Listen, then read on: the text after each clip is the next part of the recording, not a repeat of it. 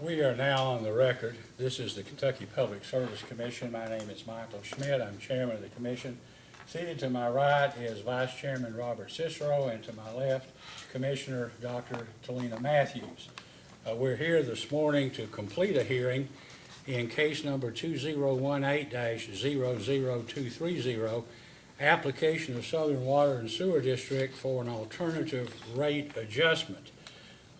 We began our hearing a few weeks ago in this case, but one of the witnesses, Mr. Terry Fife, who apparently performed an appraisal for assets that were subject to a previous transfer case and which are involved to one degree or another in this rate case, was unable to be here, and Mr. Fife indicated that he could be here at a later date, and I think was subpoenaed to be here today. I think perhaps Mr. Fife is in the back of the hearing room today. So once we introduce counsel of record in the case and the clients they represent, we'll try to proceed with the testimony of Mr. Fife. And how that will go, I guess, is that Mr. Fife will take the stand. I'll put him under oath. The commissioners will question as if on cross-examination, just to try to get some information on the appraisal, how it was done and what it pertains to, followed up by staff, counsel, Mr. McNeil for the Attorney General's office, and then Mr. Strobo can come on redirect, and so that gives you the last chance to clean up whatever everybody else has missed or stumbled into or over. Okay? All right, Mr. Strobo, would you please identify yourself for the record along with the client you represent? I'm Randy Strobo, and my firm represents Southern Water and Sewer District. Okay. Mr. McNeil? Justin McNeil on behalf of the Kentucky Attorney General. Okay. Mr. Bowker? Andrew Bowker and Ariel Miller for commission staff. Okay. All right. I don't think there's nothing else has happened since the last hearing. I know there were some data requests and responses, and I think probably briefs haven't been filed yet. I haven't looked at the order, but they're due this week or next week or something. They have, Mr. Chairman, and we got the Attorney General's office response yesterday, and I believe that we just have the reply brief to go, and if I'm correct, that's due tomorrow, and then the 27th, and then 26th it'll be ready. Okay. Submitted to the commission. It's a long weekend for you guys. All right, and I want to note for the record, I guess Mr. Eddie Campbell, Turner E. Campbell from Prestonburg Utilities is here in the hearing room. Mr. Campbell's been good enough. He's been with us on this, not only in this case, but Mr. Campbell's been involved in more than one water district issue or case that we've held here. All right, Mr. Fife, if you're ready, could you please come forward?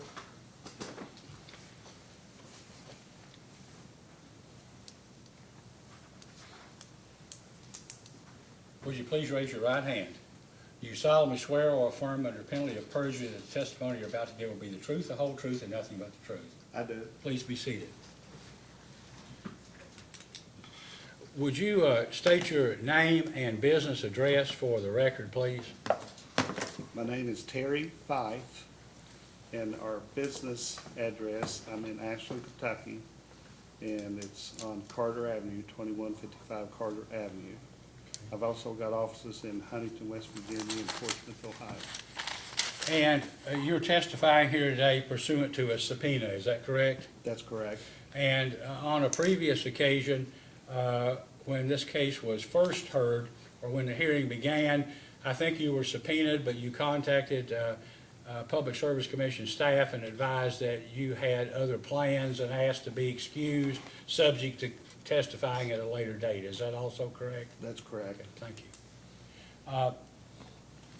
Let me give you some background information as to what we're doing here. I know that you made an appraisal that we'll be talking about, and that is involved to some extent in this rate case, which is what the primary focus of this hearing, except to the extent of your appraisal of certain assets. These assets that were, some that were transferred and others that apparently are part of a contractual agreement, but the transfer hasn't actually been finalized as of this date, was the subject of a case that was concluded in 2017, and the commission approved that transfer, all right?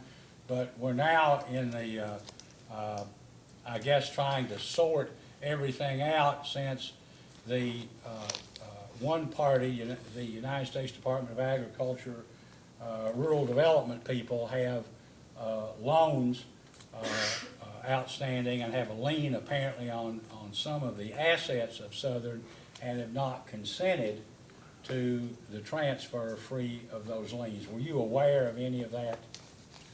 Somewhat. Okay, all right, well, I just wanted to, so some of the questioning, especially questioning that I'm going to be doing from the beginning, is probably more background information to try to lay a foundation for what you've done, where we are here, and what ultimately needs to be done going forward to ultimately complete the transaction one way or the other.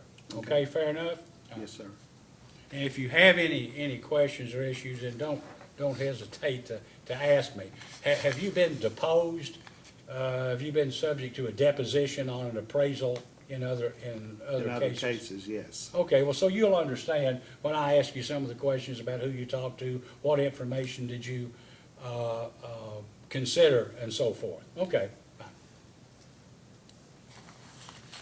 Okay, Mr. Fife, can you, for the record, and I know we've seen your appraisal report, this proceeding is being streamed live over the internet. So we're doing it, one, to make a record here permanently going forward in the case, and also because there are other people who presumably may be watching this, and they'd probably appreciate having some understanding of who you are and what we're doing. So it may seem redundant or unnecessary to you in some respects, but I wanted to give you a heads up of why we're doing it, all right? All right, can you, Mr. Fife, can you tell us, for the record, something about the education, training, and experience you've had which would qualify you to have performed an appraisal on certain assets of Southern Water and Sewer District? Yes, sir. I've been in a public accounting practice for 40 years. I started my first business valuation appraisal in 1979, so I've been doing it for quite some time. I've done over 100 appraisals. I've been in court over 100 times. And I actually got started, I was working for a firm that had the two partners were CPA attorneys. And they were doing a lot of estate work.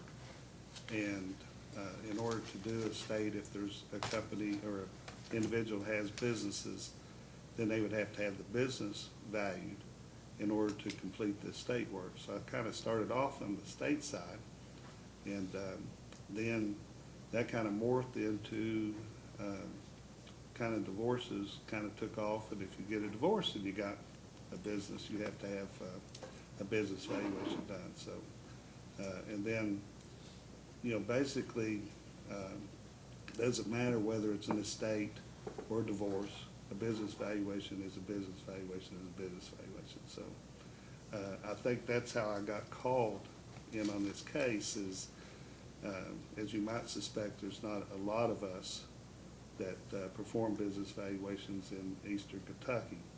And so that was my understanding is they called me. They actually had a referral from Lexington.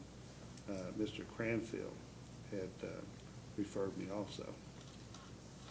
Okay, Mr. Cranfield was what, a CPA, a business valuation expert, apparently in Lexington? That's correct. And I think Mr. Campbell previously testified that he didn't say who it was, but that someone he contacted or who he'd been advised could do it, apparently couldn't, but then referred him to you. Is that what you understood? That is correct. Okay.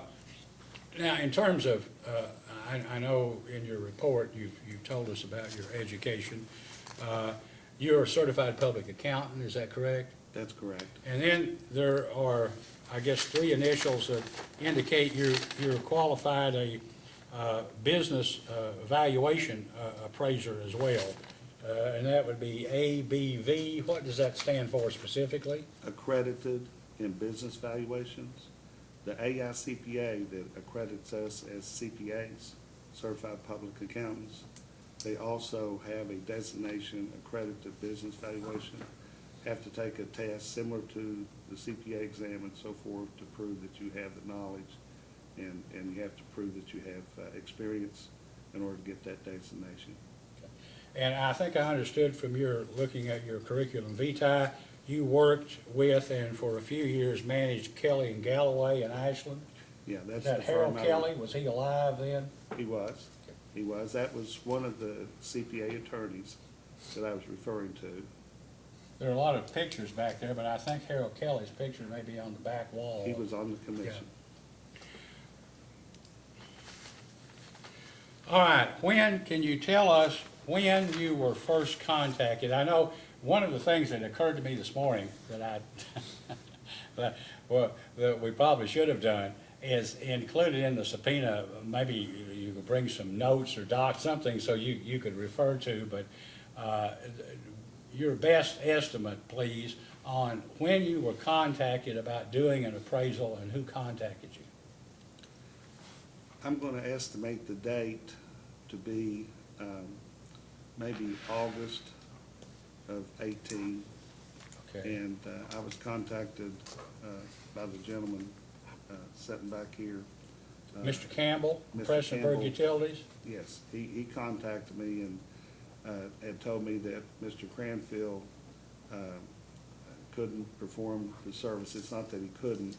He told me that he just didn't want to travel to eastern Kentucky anymore. He had, work there in Lexington. And he had done a case previously, and I also got his report from that case before I accepted engagement. And then I had an actual interview. We have to do what we call a site visit. And so I went down and interviewed Mr. Campbell, and then he took me on a tour to show me what the area that we were talking about and what was involved in terms of the assets, so to speak. And then I later talked to Mr. Hall and the judge executive of Floyd County and interviewed them by phone. When you were contacted, you believed your best estimate in August of 2018 by Mr. Campbell, who was basically general manager or president of Prestonsburg City Utility Commission, correct? That's correct. I mean, at that point in time, were you engaged to perform these services, or did you have to meet with Mr. Campbell or an attorney or something in order to work out the arrangements of your appraisal and what you were going to do? The first thing that we do is I told him I had to meet with him, and I had to make sure I had an understanding of what the engagement was going to be. And so when I went down and interviewed with him and so forth, that was the purpose of that, is to try to determine, to make sure I had the ability to actually perform what they were needing done. And you met with him in Prestonsburg, is that correct? That's correct. Okay. I know Prestonsburg Utilities, in the preceding case, because we're dealing with a public body here, public entity, the Southern Water and Sewer District, which is subject to Public Service Commission jurisdiction, Public Service Commission had to approve the sale. All right? I mean, you probably know that. And that was the subject of a previous case that I mentioned earlier, and I may ask you about a little later. But Mr. Damon Talley, who is an attorney, utility focused attorney, specialist, apparently filed the original joint application for transfer of those assets, and he was employed by or paid by Prestonsburg City Utilities, but may have been representing both parties, or one party decided not to have counsel, I'm not sure. Did you meet with Mr. Talley at all to get an understanding of what your appraisal entailed? No, sir. All right, well, so when you met with Mr. Campbell, that was in Prestonsburg, was that also in August of 2018? It would have been shortly after he contacted me to, And what did Mr. Campbell tell you that the scope of the work that you were asked to do would include? well, first of all, he established that I would actually be performing this service on behalf of both entities. That- Both Prestonsburg Utilities and Southern? And Southern. Okay, And basically, it was my understanding, and if I remember correctly, even though I was going to be working on behalf of both entities, Prestonsburg was charged with the cost of that study. And so that was why I was meeting with him, and my engagement letter is actually with Prestonsburg from an economic standpoint. But Okay. I was to actually perform the service, not for Prestonsburg, but on behalf of both entities. And what he told me is that they were basically three things that I was being charged with. One was the fair market value of the transfer of the assets from the Southern District to Prestonsburg. The second thing was, after the transfer, I was to opine on the stability of Southern after the transfer. And the third thing was to opine on the stability economically of Prestonsburg Utilities after the transfer. all right. So, when, at the time that you met with Mr. Campbell the first time to discuss the scope of the work that he or the parties would like for you to do, is that when you basically were taken on a visit to some or all of the assets that were subject to the transfer, or was that a different occasion? I think you're saying that right, but let me say it to make sure. In other words, I was down there first to make sure that I had an understanding of what I was being asked to do. And then once I understood it, I felt like I could do that. So then on that same visit, I told him I needed to do a site visit of what, the assets were, where they were located, and what was involved. And we basically started at a point where the Prestonsburg Utilities stopped at prior to this transaction. So that, okay, from this point on, we're gonna be driving, and I'm gonna be showing you the assets of what's being transferred, or what had been proposed to be transferred. And we drove and looked at the various subdivisions, most of it was businesses, if I remember correctly. And we drove to the Pike County line, because it's my understanding is that's when it ended. So that was the scope of, what we were talking about. And then we went back to the office to get, I was laying out what information I was going to need in order to perform the service. And so we were making out that list. And I did that, Mr. Hall wasn't available that day, but I did that by, he gave me his email address, and I provided the same list to Mr. Hall for the same information. And then I had to wait to get the information, and I think it would be fair to say I was having a difficult time getting the information from Mr. Hall. And what I was asking for is when you do a evaluation of this type, there are two methods that, to actually be able to go in and determine the fair market value of the actual pipe that's in the ground and that type of thing. I don't have the ability to do that. I don't know how anybody would really have the ability to do that. But there's two methods of business valuation that encompasses the value process, that it also includes the value of any assets that you have. And so what I was looking for is what the income stream was, the net income stream of what those particular customer accounts consisted of, so that I could utilize those two methods. Because that way, when I got done, I had the value of the tangible assets already included in my value. And the concept is that those assets, the value of them is based on the revenue stream that they generate. And so the value that's in the report, the methodology, is the present value of the actual income stream. And then the sanity check that I used was the capitalization of earnings method, which produced the same value within $4,000. And the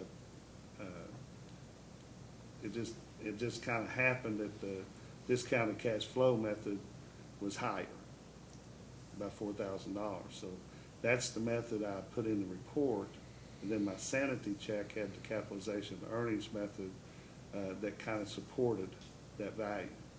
So that was the methodology that I was using.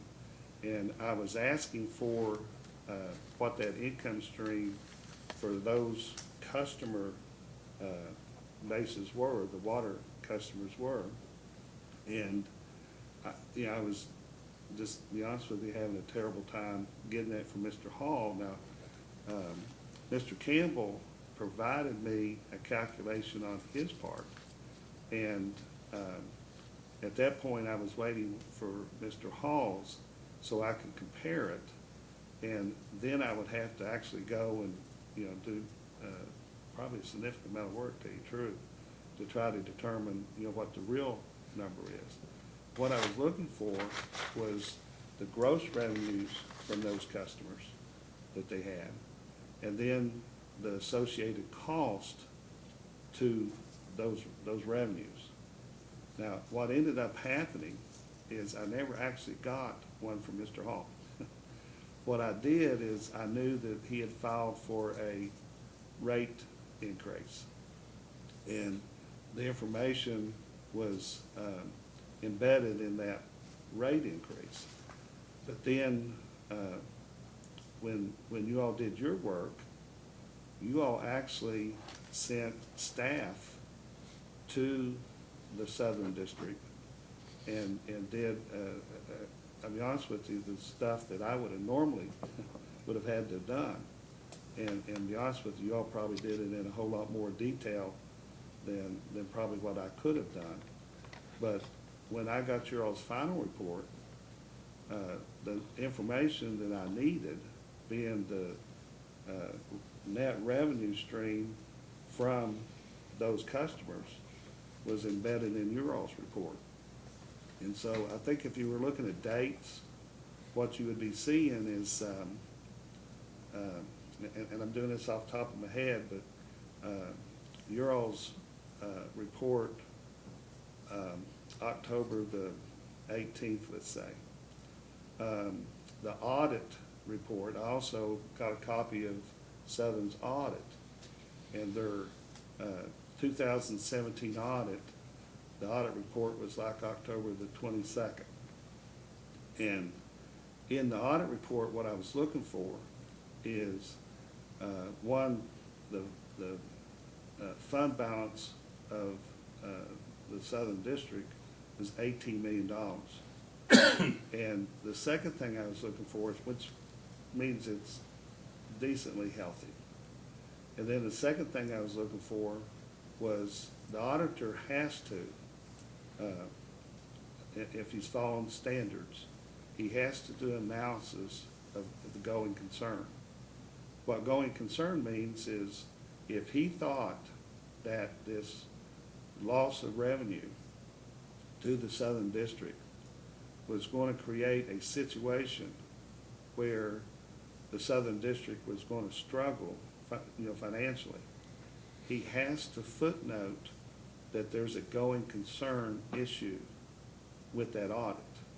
And so I went through the audit report, no indication of a going concern issue, which means, again, if he followed standards, which I did talk to him, and it's clear to me that he did follow standards. So the third thing I looked at in the audit is the profit and loss, that you have revenues, expenses, and then you've got either income or loss. It did have a loss of I want to say 147,000, somewhere in that ballpark. But depreciation was over $1 million. And normally what we do is when we look at a financial statement like that, depreciation is a non-cash transaction. And so in terms of just looking at their operations, now there again, you gotta have, that you wouldn't be able to sustain a loss every year for a great amount of time. You've got to figure out how to fix that, which the two things that I perceived was why I was doing this project was, one, they were gonna get, close to $4 million in either cash or paid off debts or, whatever, which would improve their financial position. And two, a rate increase. And so the combination of all that, and my report was dated October the 31st, because you could see how it was coming down in terms of when I got the information and when I was able to actually perform, the service that I did do. Now, let me digress a second. You spoke to the auditor, correct? That's correct. Okay. And did you understand or come to understand that he had been the person who had audited Southern Water District for 6, 7, 8, 9 years or I better? had 5 years worth, so I know at least those 5 years. He provided you with 5 years worth of audits? That's correct.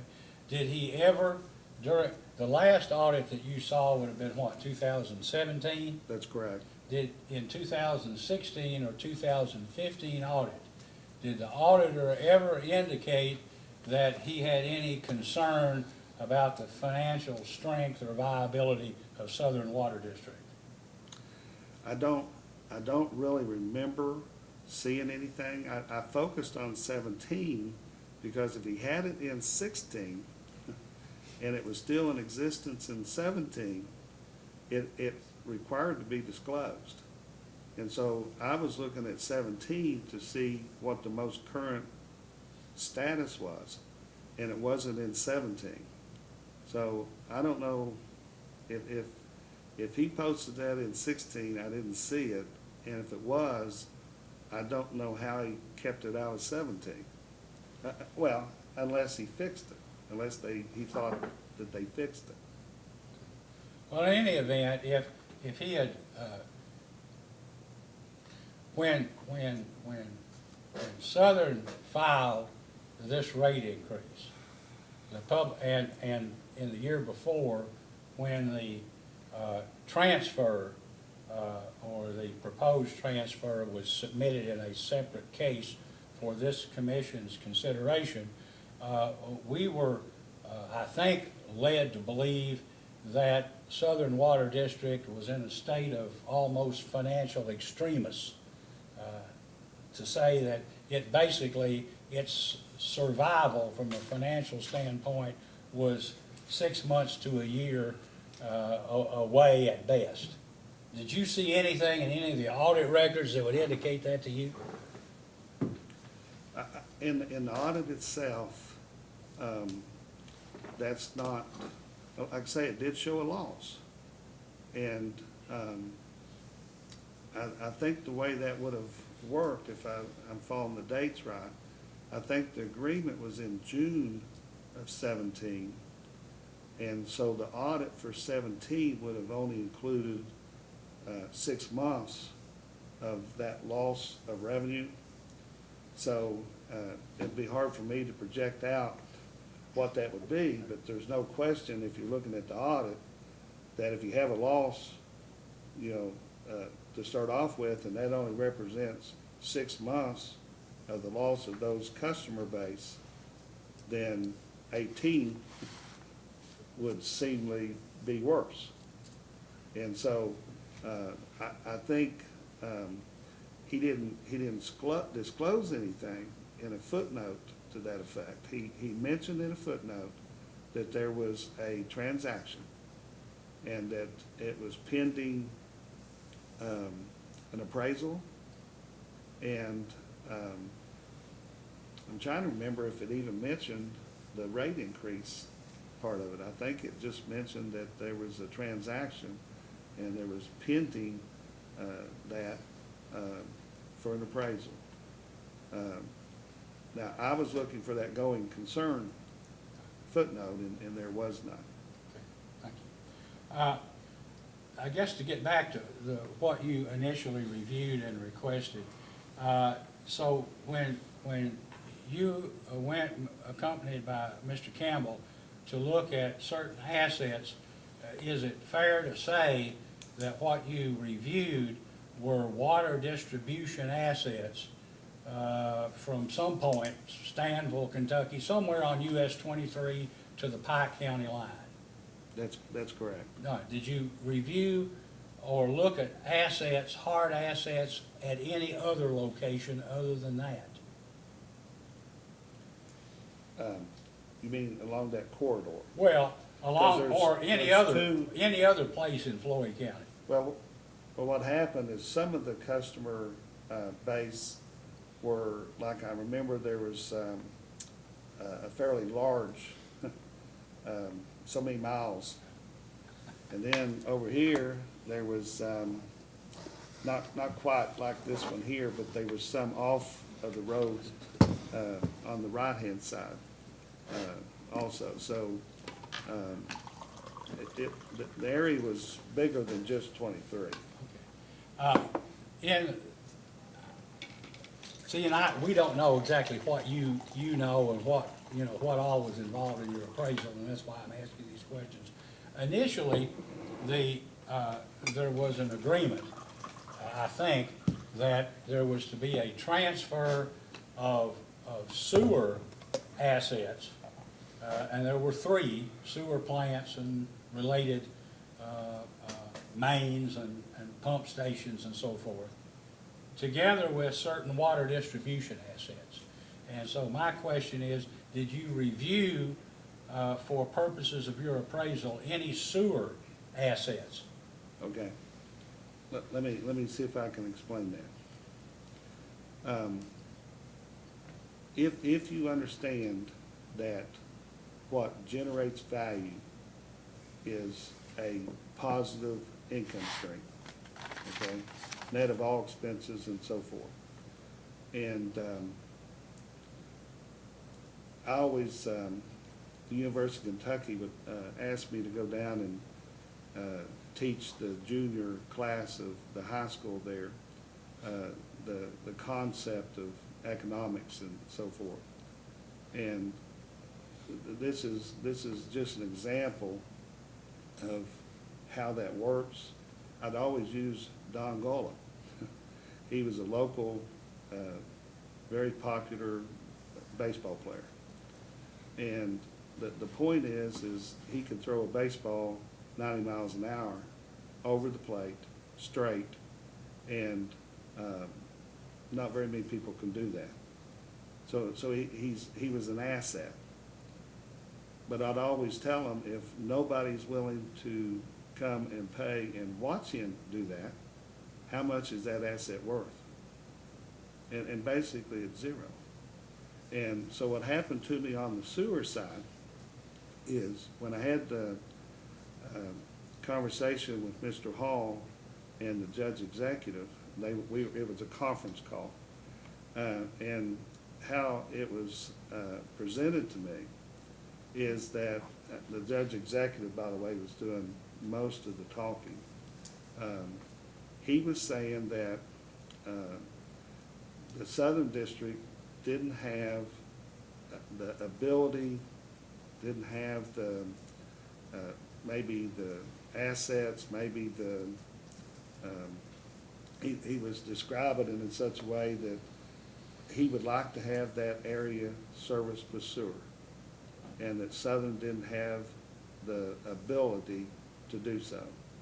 And if I remember correctly, was even under scrutiny, maybe subject to fines of some sort, that their treatment plant just wasn't up to speed.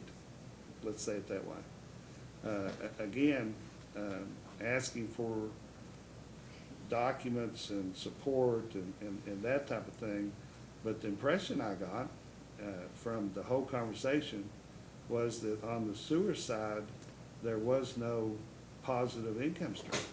It was actually negative. So, in terms of the sewer assets, if that's true, and that was my understanding, there's no value there. And if you actually combined it with the water, then now we're talking about a lower value than what my report said. And so we kind of agreed in some sort that we would say that it was zero. So it had zero impact on the water side, that, it was just zero. So is that Net zero, I'm is sorry. that typical to agree to a zero value between the parties, knowing that the assets are kind of tied together? Well, the problem is Southern, I'm not sure why, but basically produced I didn't get a single thing from Southern other than audits, and they sent me a depreciation schedule, okay? Well, the depreciation schedule tells me what the cost of those lines are and so forth. And if I remember correctly, I think the cost was like $7 million. But it doesn't tell me anything about the value. It tells me the date that they were installed. It tells me what the cost was. It tells me what the life that they're depreciating it over and so forth. But it doesn't really help me with the value. And if you understand, my testimony is in terms of what creates value, and that's why I'm kind of halfway apologizing about the Don Gullet example, but I thought that might have been a way to help explain that the two methodologies I used, since you don't know the fair market value appraisal, you'd have to get somebody to appraise the assets in ground. And then you've got a problem, because the other half of that was the cost that Prestonsburg incurred fixing them, because they weren't, sufficient. So that side of it was getting pretty complicated. But if the income stream, net income stream, is zero or negative, then it wouldn't matter. It'd still be at zero value, the same type of example I was using with the Don Gullet thing. So, you didn't visit the so-called sewer assets. You didn't see those sewer plants. I'm not trying to be critical, I I'm just did trying not. to get an I understanding of did what you not. did. You didn't go see the sewer I systems. did not. And Mr. Hall, although you requested documents or information concerning the sewer assets, those were never provided to you, is that He correct? provided a depreciation schedule, and maybe in his mind, that was proof of something, but no actual financial information as terms of what the revenue stream from those sewer. What would you have wanted then? What the billing, what they billed, what you would want to see if the income derived from providing sewer services exceeded the expenses of involved in providing those services? Is that Yes. something like what you were doing? Yes, in other words, picture taking the sewer revenue and then the expenses that are affiliated with that revenue, okay, and of course depreciation is part of it, but there are some direct expenses that would be associated with that income. And none of that was ever provided. Mr. Hall never provided anything to you at all, is that what you said? Other than Other the than- depreciation schedule and the 5 or 6 audits? That's correct. Okay, all right. Now, I know you met with Mr. Campbell, and he took you around, and he provided you with documentation. What documentation did Mr. Campbell provide you with, if you remember? They actually had, they had to bill it, since they've been billing those customers, the water customers, they were actually already doing, the sale of water to those customers at wholesale to Southern. So, in other words, Southern was doing the billing, but they were actually providing the actual water. So he had the ability to say, this is the water customers' gross revenues. And here's the expenses that are associated with it. But what I really needed is what Southern's expenses related to it was. I needed to know what Southern's loss of revenue was. Okay. See what I'm saying? And, which would typically be, their loss of revenue would be greater than what his net, income is from them same customers. Because what happened is they had, personnel, for example, that was already help servicing all the other customers that they have. So they could, lose some revenue, but, personnel-wise, they're still gonna be incurring them because they're servicing other people. So, to say that another way, in terms of, loss of revenue to Southern, they were gonna have a greater loss, than what his calculation would be, okay? So, for example, just using numbers, the net loss of revenue to Southern, according to the PSC report, was $482,000. Well, his calculation would have been, let's say 200,000. So if I used his calculation, I'm gonna come up with a $2 million number. Using the PSC's revenue stream, it came up to $4 million. So that's what I was looking for, was Southern's side of it, not necessarily his side of it. So, but Southern never provided you, Dean Hall never provided you with, that was some of the information you would have requested from Mr. Hall, but wasn't given to you. Yeah. But you got some of that information from the Public Service Commission staff report. Is that correct? Yes, because what specifically I was asking for was what I just said. What was your loss of revenue? Okay, that's what my evaluation is gonna be based on. And when I got the public service report, it was very specific. In fact, there was a loss of revenue number in the report from the Southern District. But your staff people went out there to do a more detailed calculation. and actually came up with more, a higher rate than what they had requested. Which tells me that they probably had problems before the rate increase, or the request, I should say. Does that make sense? In other words, they had a specific issue in terms of this transfer, but when your staff did the work, it looked like to me from reading the report that there was a greater need.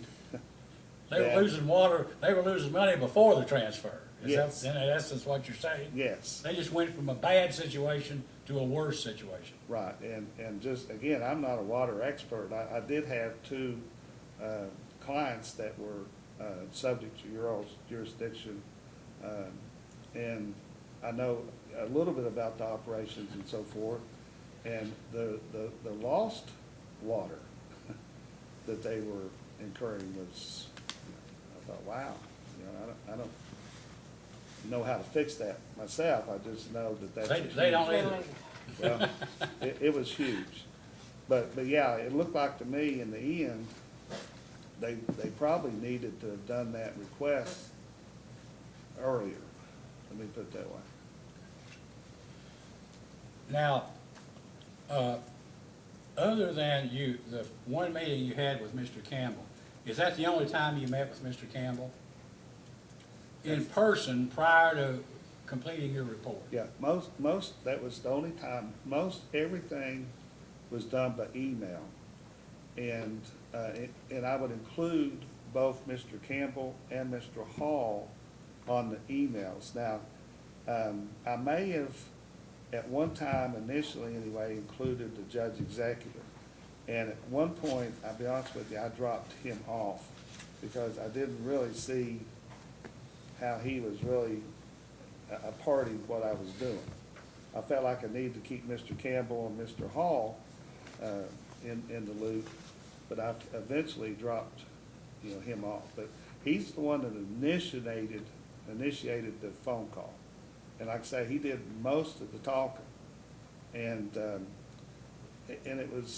he was basically just giving me the history of what he was trying to accomplish, in that he wanted those businesses and individuals to have sewer service, but Southern didn't have the ability to service them. That was basically what he was saying. And so that's how the whole transaction got initiated, based on my understanding. Did Judge Executive Hale or Mr. Campbell or Dean Hall or anybody indicate if the primary concern of the judge or Southern was divesting itself of the sewer assets, why the water distribution assets became a part of the transaction? My understanding is that the sewer is based on the water consumption. So when you get your bill, the water is X, and then the sewer is a calculation based on that, whether it's gallons or value, or dollar, I mean. So in order to have, my understanding is, in order to be able to make sure that the sewer is properly billed, then Prestonsburg wanted to have the ability to service the water, and they were already providing the water. And so then it was just a matter of them actually, billing it, and that way they could bill the sewer. So you had one conversation with Judge Hale and Judge Executive Hale and Dean Hall by telephone. Did you ever speak to either Judge Executive Hale or Dean Hall on any other occasion other than that one time? Only through email from that one time. Were you, prior to the time that you issued your report, were you ever told or otherwise made aware that there was some agreement or understanding that at the time of this transaction was finalized, that the Floyd County government, the Floyd County Fiscal Court, would receive about $2 million from Prestonsburg Utilities? In a roundabout way, during the conversation with Mr. Hale, evidently, and I don't have a complete understanding, it's just that there was, the $2 million, if I remember correct, was either advanced to Southern, or, I'm not sure how that debt surfaced, but I guess Southern owed the fiscal court $2 million. And that, again, I don't have a complete understanding of No, that. I understand, right. But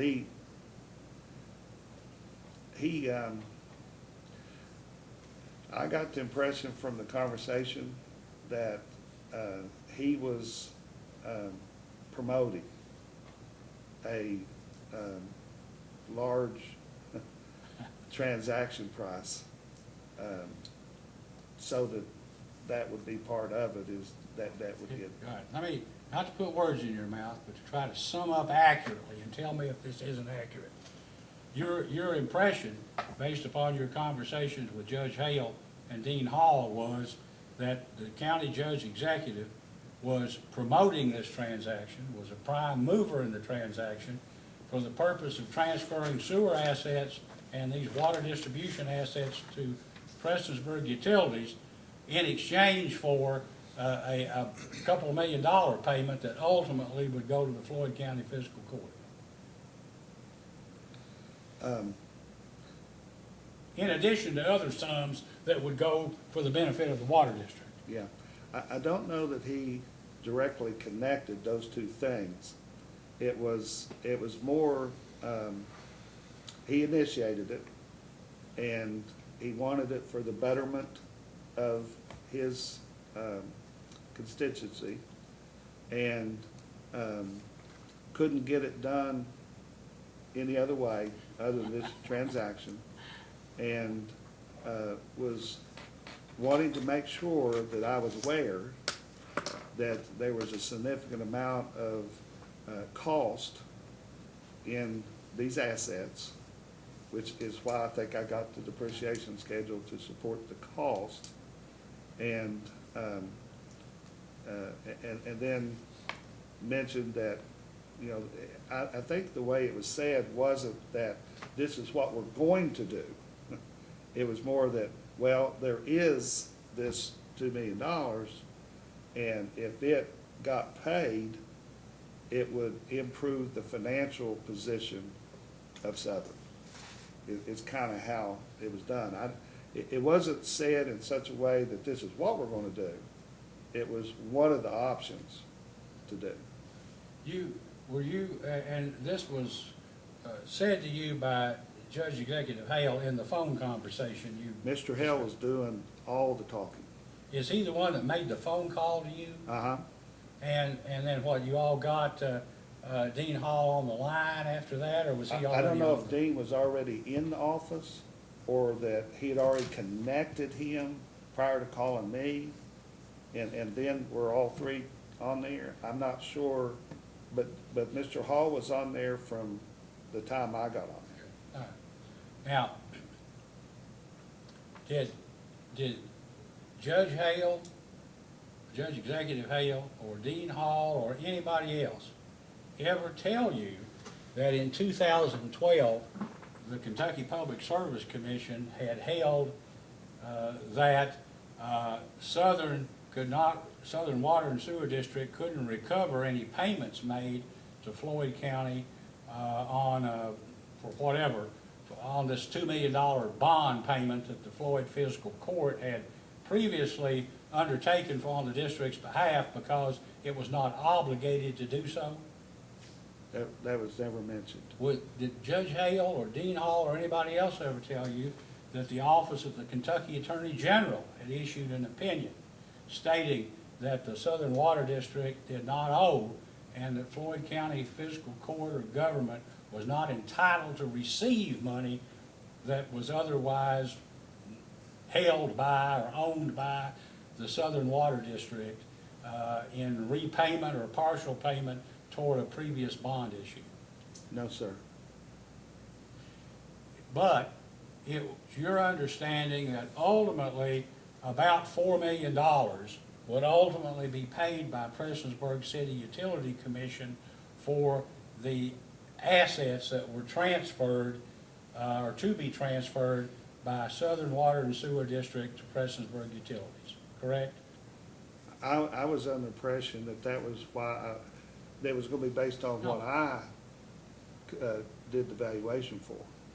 Not what, I think there was a contract, and I think there was some understanding, but I was under the impression that ultimately it was gonna be based on what I concluded. What your opinion was. But yes, So if it might be more, it might be less than the $4 million. that's correct. Right. But were you also told, or did you understand that at the time you were, I guess, contacted, that Prestonsburg City Utility Commission had already made some substantial payments to Southern Water and Sewer District, or on its behalf by way of paying for loan reduction and providing equipment and so forth? What I remember is there was some payments. I don't think it was complete. I think that they had either worked out to where some debt, I believe, was paid off. And if I was estimating numbers just from the top of my head, it might have been somewhere in the neighborhood of maybe 2 million. And when the initial case, the case involving the proposed transfer of the sewer assets and the water assets that we've been discussing, when that was filed in 2017, and this commission approved it, let me make this statement, and then ask you a question or two about it.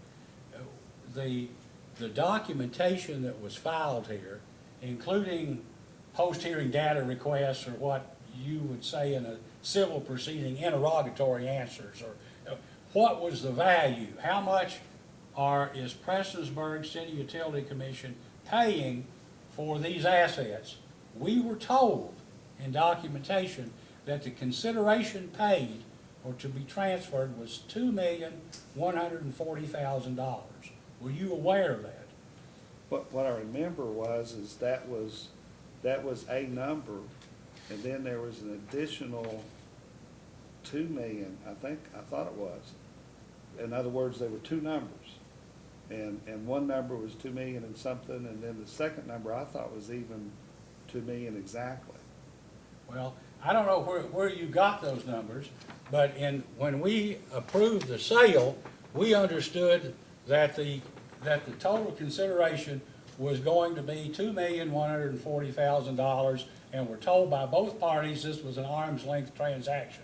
Now, assuming that's true, that value would not be correct.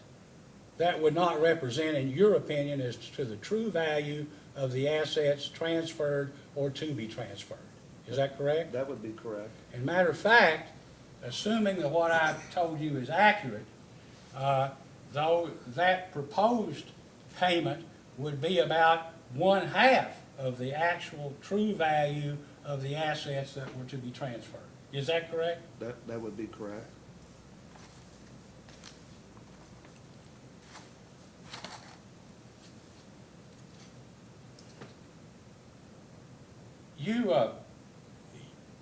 You've indicated, I guess, that you had at least 3 types of documentation so far. One was the initial engagement letter between you or your firm and Prestonsburg Utilities, or both, but Prestonsburg was the contact. That's correct. Correct? And then there was you, I guess, provided a list of documentation or information that you would like to have had from Prestonsburg and Southern, correct? Correct. And then 3, you referenced that you had email correspondence between Mr. Campbell or Prestonsburg and also Judge Executive Hale for a time, and Dean Hall, correct? That's correct. Would you mind providing that information to the commission? And you can, obviously, parties would probably want a copy, Southern may have a copy, you may not. And the Attorney General's office, I assume you'd like copies as well, Yes, sir. correct? We can contact you later by sending, I guess, a letter with copies, asking if you can provide that, and whoever you're billing for services here, Prestonsburg Southern, we'll see to it, somebody, that you get paid for whatever your costs and expenses are.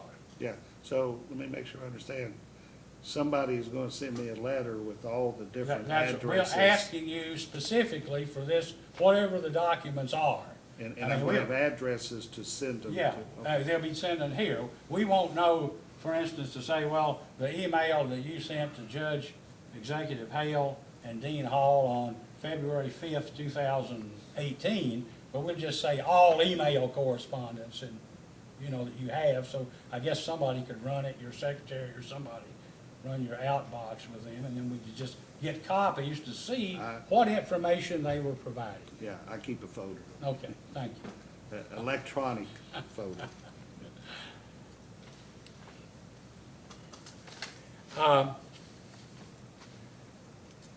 So, is it fair to say, is it accurate to say that based on all the information, what you saw, your conversations with the parties and their representatives, that your final opinion as represented by your business valuation of Southern Water and Sewer District dated June 28th, or as of June 28th, but it's dated October 31st, 2018, that essentially that included all of the assets transferred or to be transferred, which was the water distribution assets and the sewer assets, correct? That's correct. But at the sewer assets were essentially valued out at zero based on discussions with the parties and general inability to have additional information that you might have wanted. That's Is that correct? That's correct.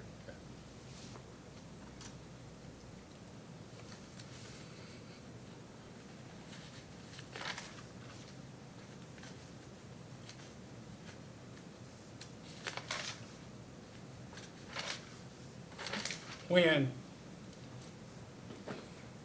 going into this transaction, had you as a professional accountant and business valuation expert, had you been contacted by Southern Water District or the judge executive of Floyd County? No, I'm not saying had you, if you had been and had been asked your opinion as to how to proceed with this transaction, a proposed transaction, I'd like to sell water, sewer, whatever, what would you have advised a client exercising reasonable and prudent business judgment to have done? Wouldn't you have wanted them to conduct an evaluation or hire someone such as yourself to basically determine what the financial effect of this transfer would be and how much the assets would be worth?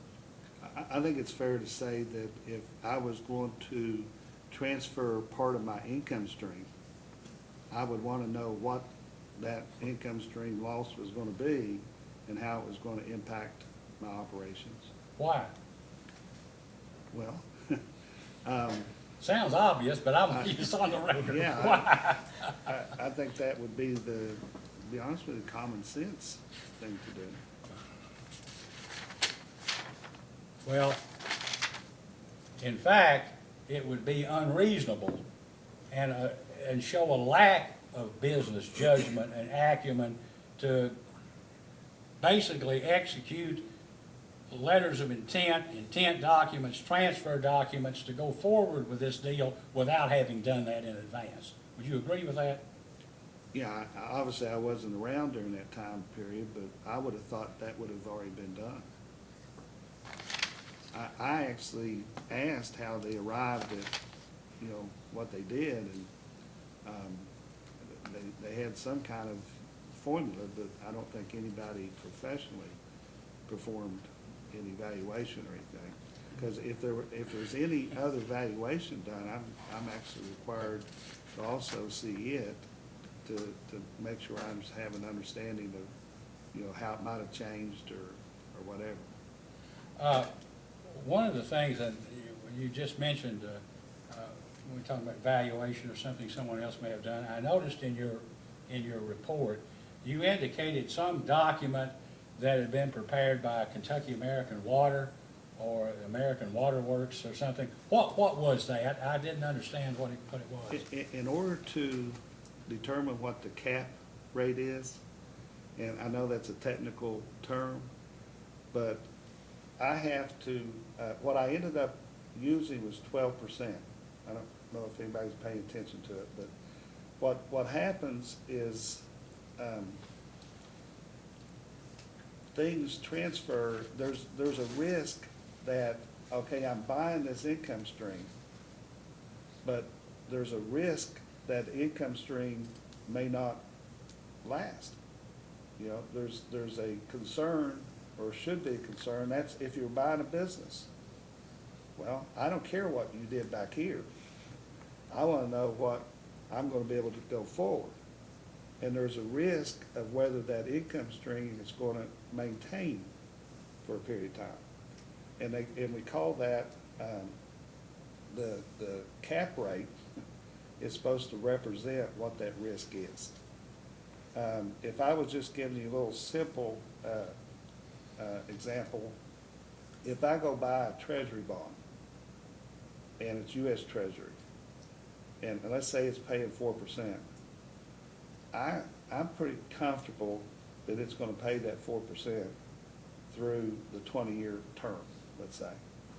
So it's called a build-up method because you start there, and then you have known equity premiums that a Fortune 500 company consistently returns a revenue of, let's say, 10%, okay, maybe even 12.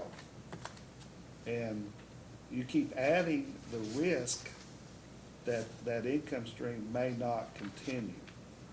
Well, utility companies have a unique situation. Their industry has lower cap rates than most other industries. If we were doing a coal company, that risk premium would probably be 25%. In other words, and the higher that rate is, let me say this, the higher that rate is, the less that income stream is worth, okay? Mathematically, it works out that way, okay? So when you're building risk, what you're really doing is saying, I'm only willing to pay $2 million for that income stream because I'm not sure it's gonna last, okay? That would be an example. So what I was doing is, you have to go to public companies because the private companies don't put that information out. So what had happened is I found, I think 7 or 8 or 9 different companies that I could see what their cap rate is. And it ranged from, they all range from, let's say, 8 to 11%, somewhere in that ballpark. Because the utility companies have a captive revenue stream, where other businesses don't. So if I was doing this for a regular business, you would probably see a cap rate somewhere between 18 to 20%. But in a utility, it's gonna be much less. So what I was doing was trying to find out what the public, the big ones, are. They were at 10. So there's an adjustment I made there of -8. That was to get me down from normal companies down to the Euros industry down here. And then I added a 2% specific company risk. What that means is, okay, you know, if you were trying to compare a local company here, you know, a small company to a Fortune 500 company, that company's gonna have a higher cap rate. And it's because there's specific company issues. It could be management. It could be, when I say I added a 2% specific company risk, I'm telling you that when I'm comparing it to a public water district like that they've got some inherent problems, whether it's management, whether it's, you know, they just don't have the, you know, the personnel, the location, maybe. You know, you've got a customer base here that, based a long time on the coal industry, and the coal industry went south. Now, how sure am I that I'm gonna be able to maintain those revenue streams? And that's what that 2% represents. So that's how I got to 12%. And that was my cap rate. And I'm talking a little bit of jargon here, but the method I used was discount those cash flows all back to today. That's one method. The other one is capitalization of earnings. You take that 482,000 and divide it by 12%, and you're gonna get within $4,000 of what my report says, because that was my sanity check. All a sanity check is okay, you know, here's the methodology that's more common in this situation, but when I get done, I need to have some idea that I'm in the ballpark. And I used the capitalization of earnings rate to make sure that I was. So that was the purpose of mentioning that company. I had about 7 or 8 examples of what those company cap rates were, so that I had a starting point, and then I worked from there. Well, the reason I ask is when I guess Mr. Hall, Dean Hall testified at the previous hearing, and it was, I guess, my understanding that they had had some type of contact with Kentucky American or the parent company. He didn't I wasn't clear exactly what it was, whether it was discussions concerning a possible purchase, acquisition, or a management or something. It really wasn't clear to me, and I didn't know if you had gotten any information from them at all. I have to research the public records to see what information I could get of what the normal cap rates would be for your industry. And that just happened to be one of the 7 or 8 that I had. I noticed in your report, you indicated, at least looking at it from a fair market value or a market approach, there were no comparable sales of utilities, of public utilities that you were able to use. You would really have to, if we were selling the whole thing, you might have been able to get a comparable. But if you think about it, we were actually taking a section or, you know, a specific area, and to find a comparable someplace that would be public information that I would be able to arrive at, there's no way that's gonna happen. And let me just a couple more and I'll finish up. Do you understand, or have you understood that as of today, that the U.S. Department of Agriculture has not approved this transfer of assets clear of its liens? That's my understanding. Have you been told why? Have you spoken to anybody at USDA? No, sir. Nobody, none of them have called you to talk about your appraisal or anything you did? No, sir. What about Kentucky Infrastructure Authority? They apparently had some loans that maybe were paid off. Have you had any conversations with them? Have they spoken to you at all? No, sir.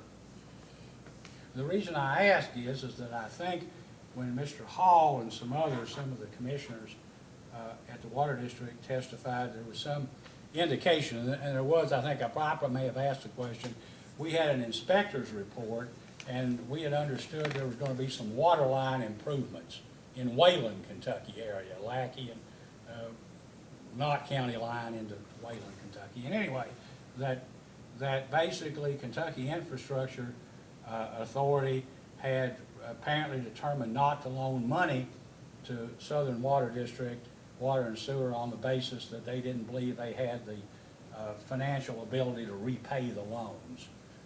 And of course, that's aside from this rate increase. But I just wondered if you had spoken to them or they had had any contact with you at all. No, sir. Mr. Campbell, Eddie Campbell, testified, I think, at the last hearing, that his, I guess, initial evaluation, or his idea about what these assets were worth was maybe, correct me if I'm wrong, 4.4 million, somewhere in that range, just north of $4 million. We didn't ask how he arrived at that figure. That may have just been based on his experience. But in any event, that's not far from what your estimate or your evaluation is, based on the work you've done, Yeah, correct? I think my value was, I want to say 4,020,000, something like that. Did Mr. Campbell ever tell you, prior to the time that you arrived at your appraisal figure, what his idea of the value was? No, sir, and I did have a very frank conversation with him, because it was, when you're representing both parties, but one party is supposed to be paying, so the engagement letter is between me and Prestonsburg. I told him that whatever I come up with, I didn't have any information at the time, so I wouldn't have any clue. But if that income stream would have been X, then the mechanical part that I did, whether it's the method where we discount cash flows back to today, or the capitalization earnings method, it is what it is. And you can probably see it's a mathematical calculation once you get the right information and so forth. So it really all hinged on the income stream. And that was, when I got your all's report, that was laid out very specific. So that's the income stream that I used. I guess that's right, when you're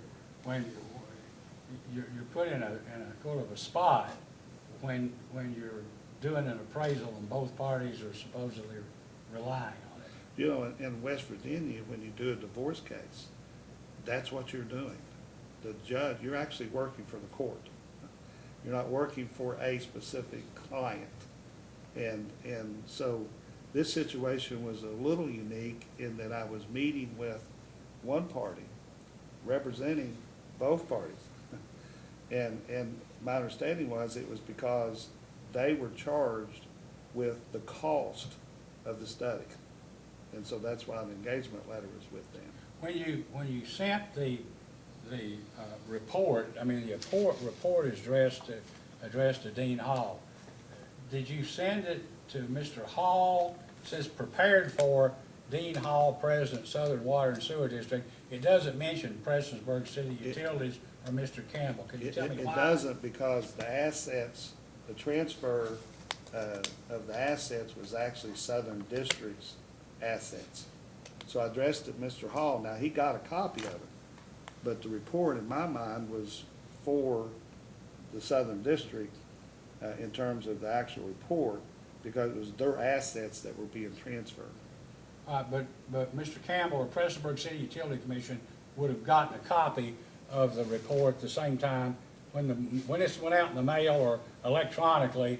Prestonsburg got it the same time, same day as Southern, correct? Same time, yeah. Was anyone else sent a copy of the report other than the parties? Were the lawyers sent copies of the reports? Not for me. I provided it to them, and they could just, disperse it however they wanted to. Just one last question or two, and that is this.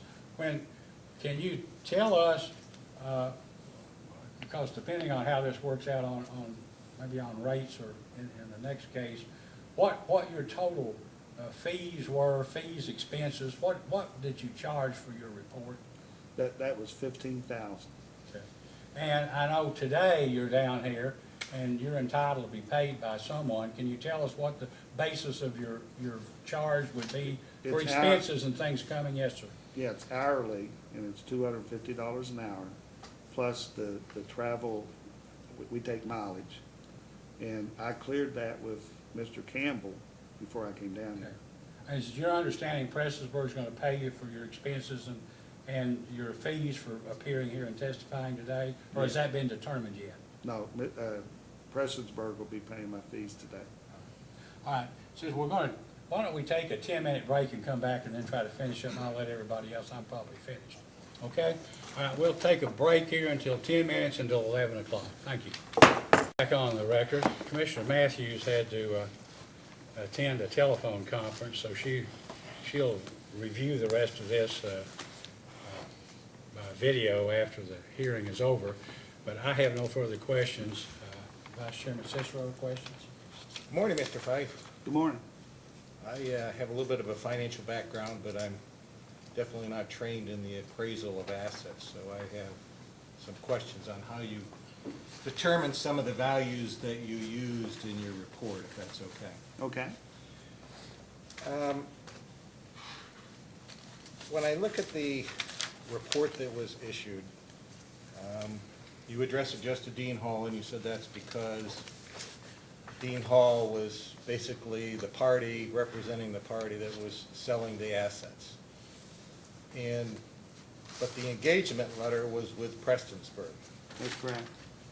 I'm curious why there wouldn't be some indication on here that there was a representation to both parties, or that there was another party that engaged you to perform the appraisal. And an audit report, I'm familiar with that it would be addressed to the parties that are involved. And I'm curious, because it misleads us in terms of who ordered the report and why it was ordered.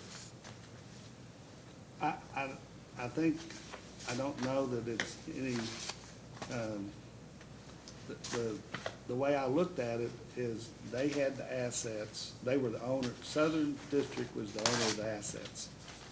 And so I addressed it to Mr. Hall, and then the only reason that there's an engagement letter with him is he told me on the front end that they were ordered, was my understanding, to actually pay for the study. So I have an engagement letter with him. I did not ask Mr. Hall to sign one because, basically, the contract, so to speak, was, for payment to make sure I got paid. And it actually has a provision that said if there was additional services needed, then it would be, billed separately. So that's why I called Mr. Campbell when I got notice. I didn't actually receive a subpoena in the beginning. It was just like I believe a phone call saying that, we're going to have a hearing and we'd like for you to be there. And I called him to see, how's that, is that under the same engagement letter? And he said yes. So that's how, my testimony is that he's paying for today based on that conversation. So did Mr. Campbell contact you and request the appraisal, or did Mr. Hall contact you and request the appraisal? Actually, Mr. Campbell.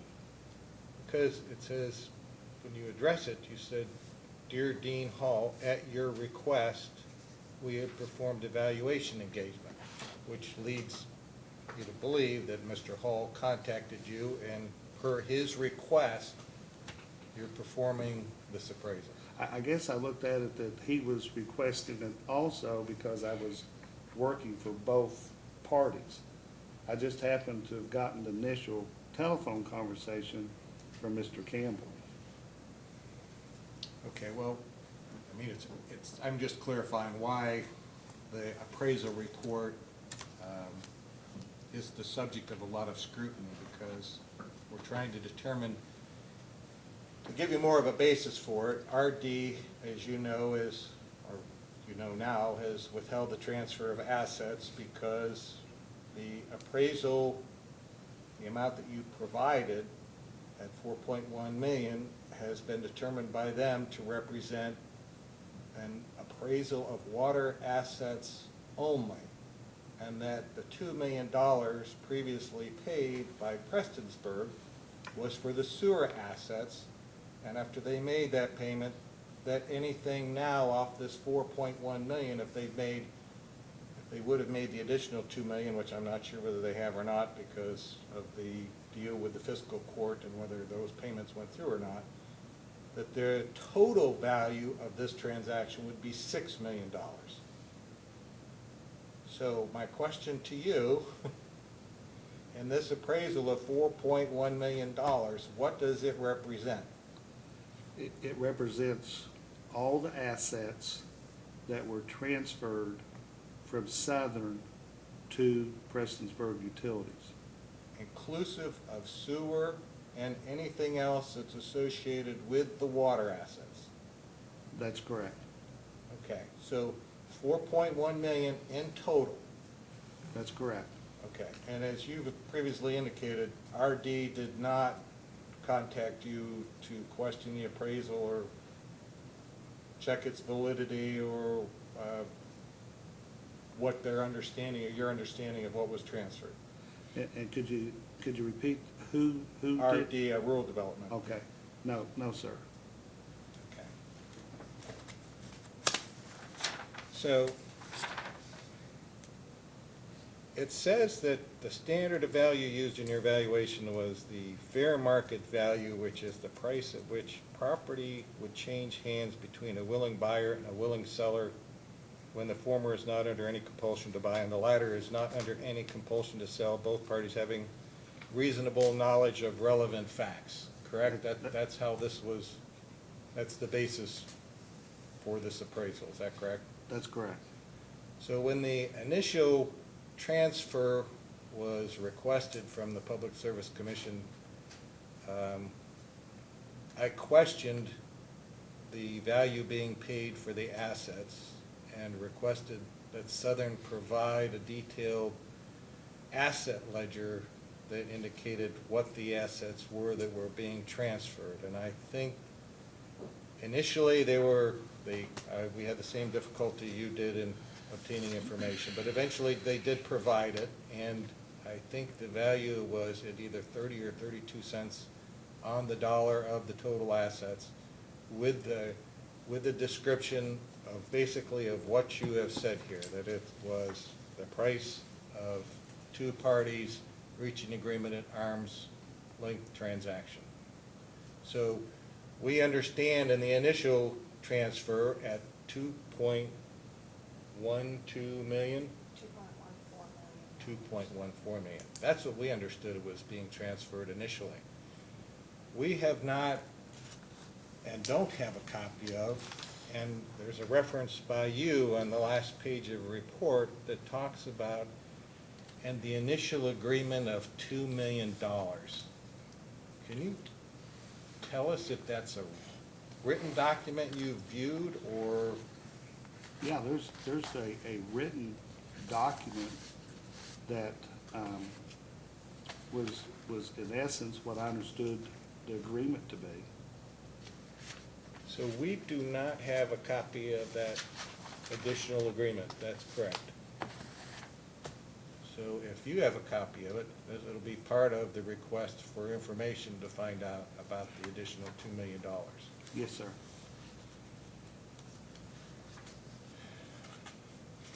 When you prepare your report, you talk about a 5-year projection of lost revenue based on management's assumption as to the company's future outlook. But based on what I've heard you describe previously, you weren't able to determine any or obtain any assumptions from Southern, is that correct?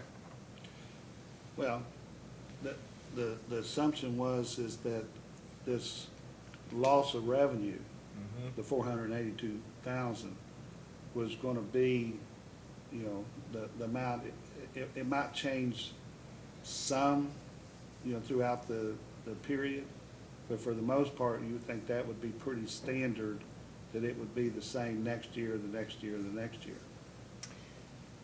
Did they indicate to you when they talked about and I'm pretty sure you indicated that they did, about the sewer assets, and you reached a transfer value of 0 because it had a negative income impact, correct?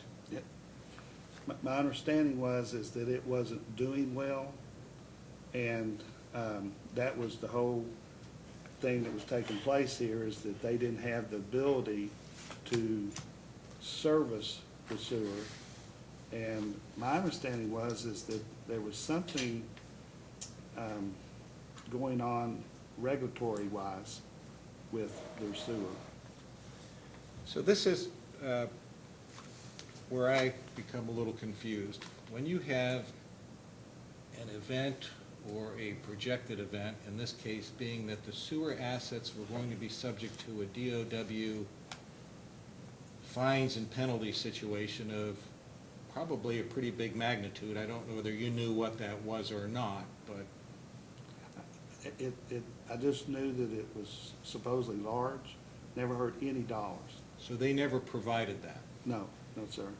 So when you do an industry-specific or a company-specific cap factor, and you try to, I know you put in the 2% for Southern based on some variable that you felt was applicable because of its size or where it was located, would not the sewer assets, fines and penalties that were about to be applied and what that impact would be, knowing that the water assets couldn't be transferred without the sewer assets, it was a whole package and that had to be taken together?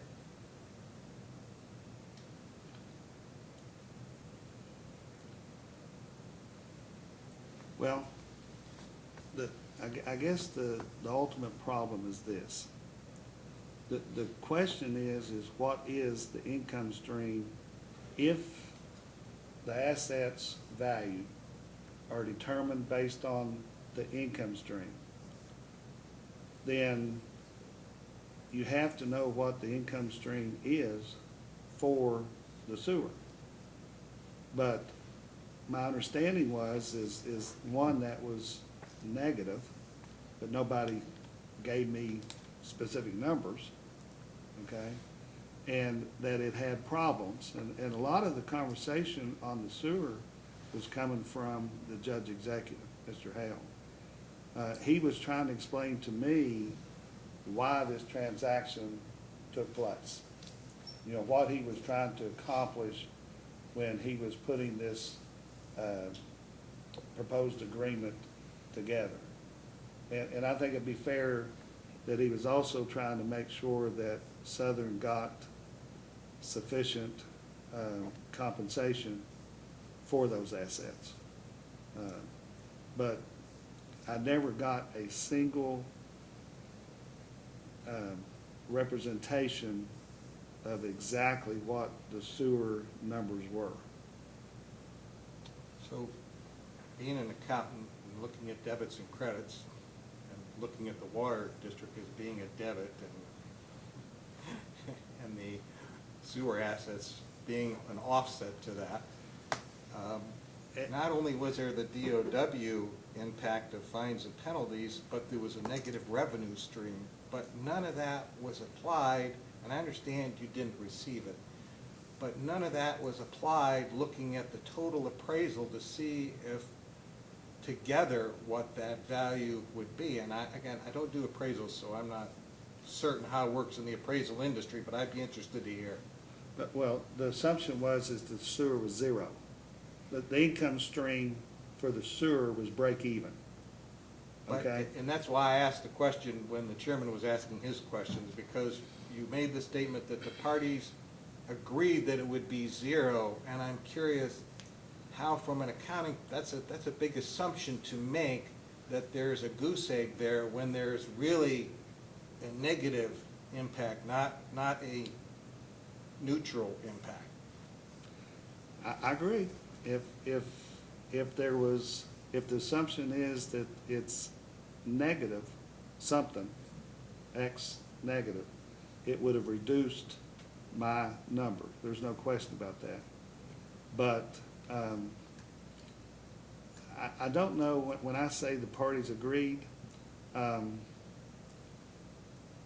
it would probably be more like Southern really just didn't seem to want to provide the information because it was negative. And Prestonsburg probably knew it was, well, he wouldn't have known, but was probably hinting that it was negative.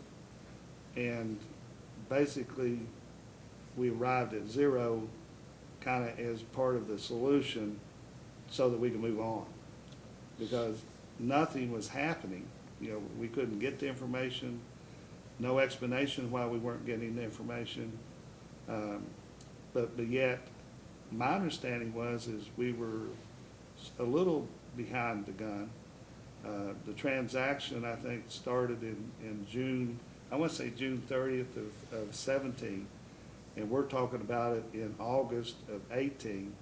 And my understanding is I thought it was the federal program that was, you know, basically saying they needed the report. But there was some urgency to what we were doing. So I hear what you're saying, but if somebody says to me, you know, it's zero, I don't know that, I'm not sure what I was supposed to do at that point, other than that was sounded like more of a compromise answer, and let's move on. So Prestonburg agreed with the zero valuation of the sewer assets and the fact that there was no negative revenue impact for the total valuation. Can I say it this way? He thought it was negative, but was willing to work with zero so that we could move on.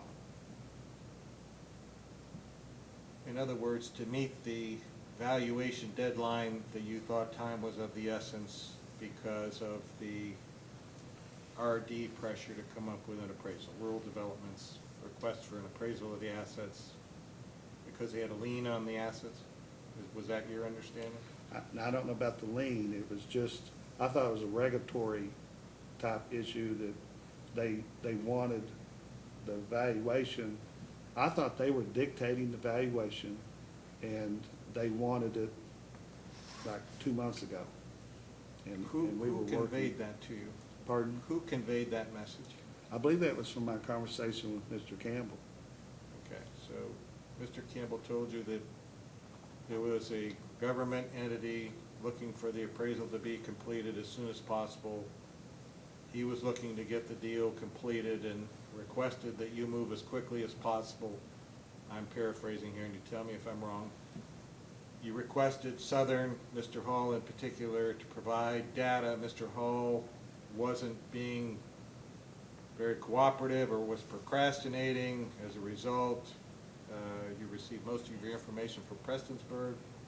Prestonsburg told you to continue to move forward and negotiated a couple of the variables in order to make it happen.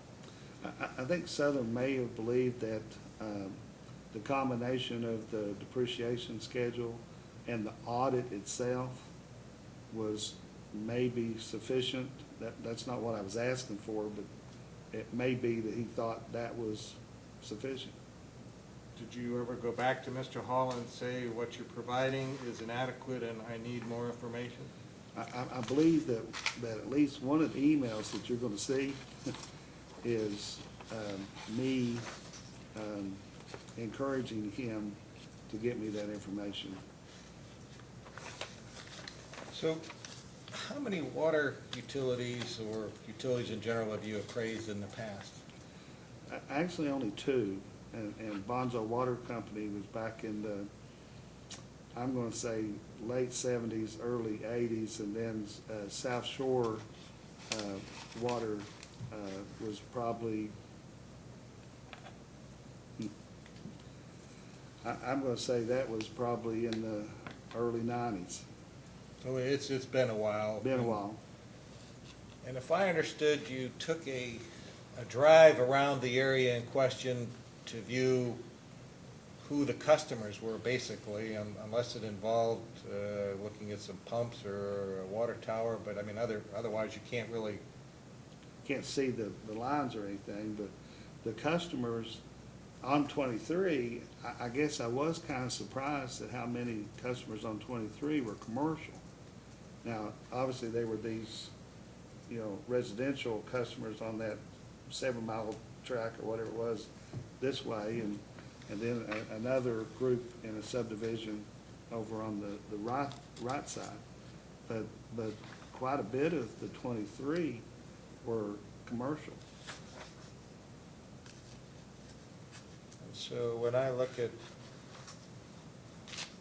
national economic and industry conditions in your report, or oil and gas prices or jobs, that's just kind of a filler in the report. It doesn't. But what I have to do is I have to determine the general economic conditions. And so it's not really a filler. In fact, there should be a 2-line sentence towards the end there. But again, what you're talking about, that cap rate is based on risk. And let's say we were in a depression. That would change that cap rate. Because could the customers have the ability to, if the income stream is going to sustain, then economic conditions have to be such to where that could happen. So I'm required to at least look at the economic conditions to see if I believe that it is sustainable, in that particular area. But you mentioned 25% for coal, for treasury bonds, 4%, and somewhere in between there comes everybody else, and utilities are typically lower because of the fact that they do have a captive customer base. So when you talk about economic conditions, there's some kind of marginal impact, but people will still take a bath and they're still gonna drink and use the facilities or whatever, so, I grew up without water, okay? literally. Had no running water until I was 6.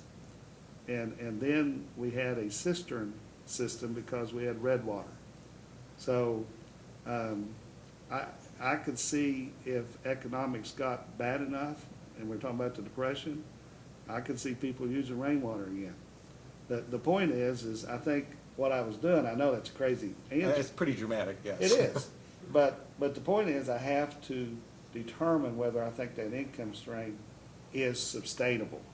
And so you get the economic report right off the government, and you can see, basically, there should be some words at the bottom there. There was a sentence or Yeah. something like that that just Basically, talks about. I did use that information as part of my report.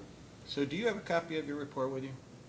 I do, And I'd just like you to take me through the historical, and I've got 5 or 6 copies here. Why don't we give one to Brenda and let her file it too? I'm looking at your historical and normalized financial statements. I don't see a page number on here, so I can't reference a page number. But it's right after the economic data. okay? So when you look at historical, and you took the 122,000 from a PSC staff report, right? That's correct. So how do you, I'm trying to understand, I told you I don't have any experience with appraisals, but how do you backfill back to 2013 with the same revenue stream? I mean, how does that give you a good historic basis when you're just taking 1 year and spreading the exact numbers over 5? What does that do?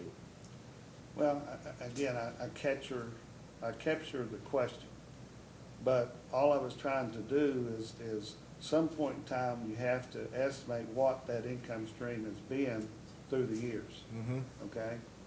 And, yeah, what I'm saying is that if it was $656,122 at the time the staffers did the report, then, it was probably roughly the same amount going back to 13.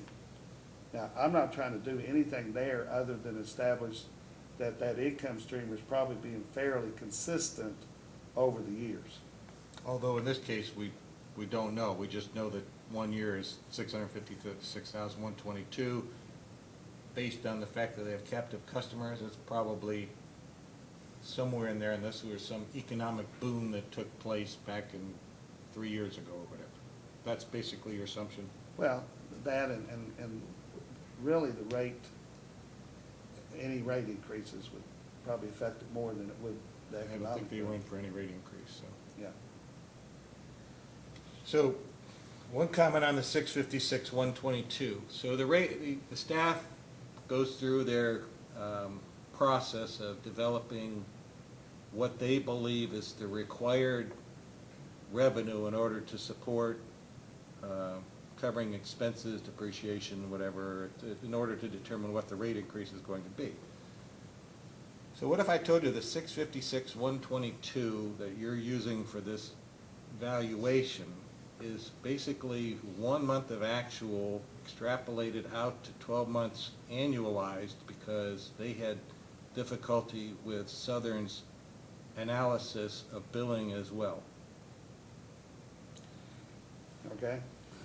From memory, and I've got your all's report here if I need to go pull it, but gosh, from memory, I thought that that Southern provided that number and that the staffers decided to accept it. Actually, Southern provided a number that couldn't be substantiated because they did their own billing analysis, and when they did do the billing analysis, it didn't match, but I believe they came up with 1 month that was used since they couldn't validate the whole annual period and then extrapolated it out for 12 months. So we have a $4.1 million valuation being done on 1 month of water billing from 2017. I've got that report here. Would I be able to pull it real quick? I have no I can problem. approach. Yeah, approach. Sure.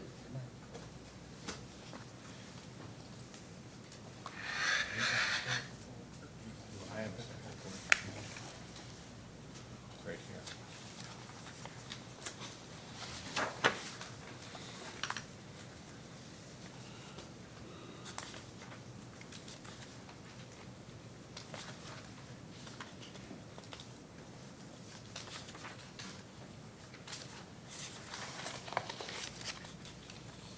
Could you go to page 6, billing analysis adjustment? On page 6, says Southern District provided a billing analysis that accounts for lost revenues of $656,122. That's at the top of page 6. Now, I may have read that wrong, but I was under the impression that they provided it, and then it says, commission staff finds that the billing analysis shows that these adjustments are reasonable and should be accepted by the commission.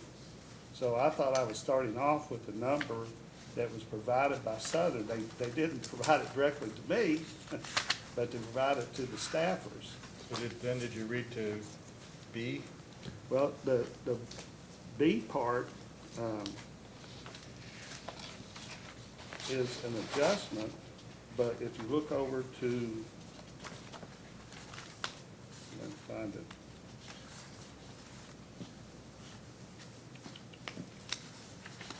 You read the third sentence down in that B?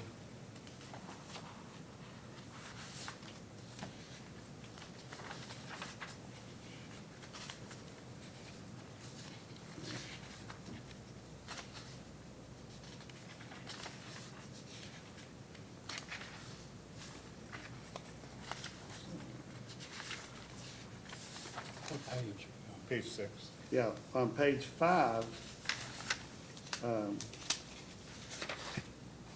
the operating revenues, and you see they made the 656-122 adjustment, and then they made a $54,000 adjustment that is the B part. But I thought that was for a specific issue, someplace that I almost called it a penalty. Oh, can you read sentence 3 in B? Pardon? Sentence 3 of B on page 6.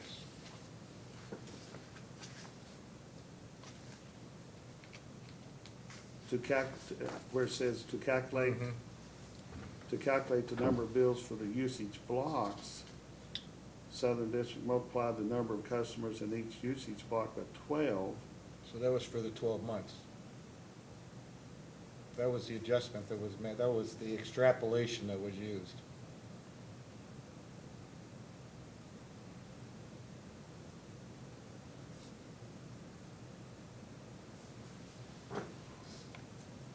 Am I right?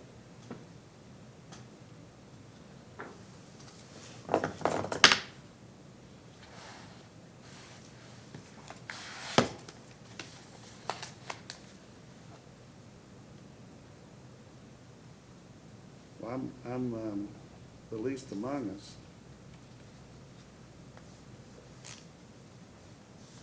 But when I read that whole thing,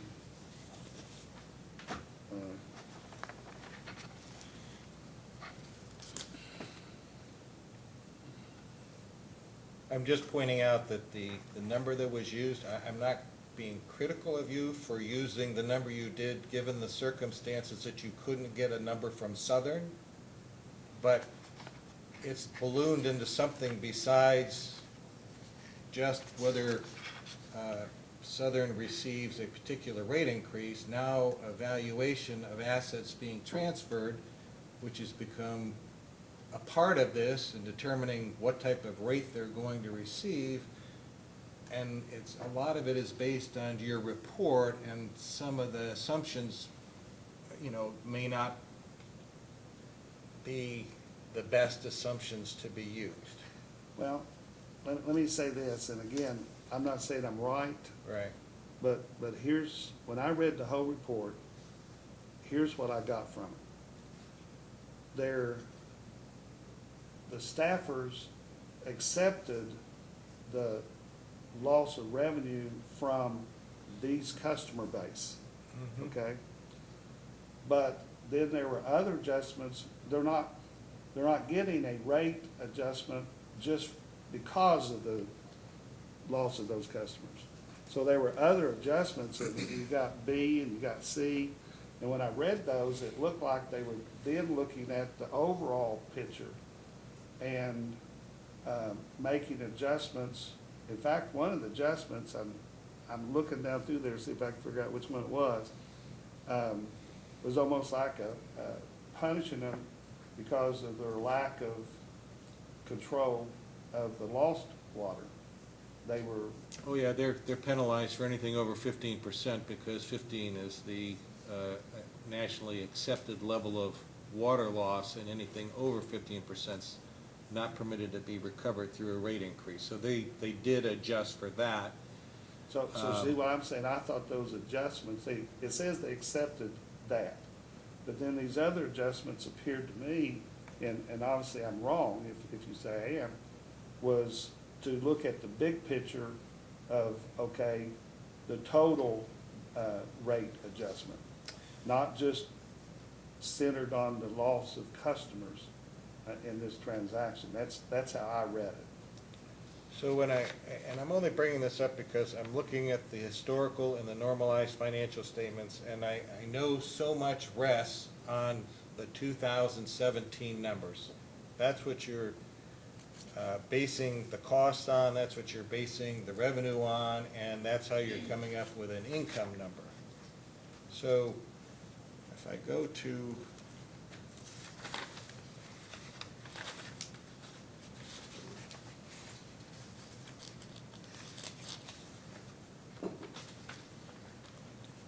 So if I go to, I don't know what page, again, there's nothing, it would be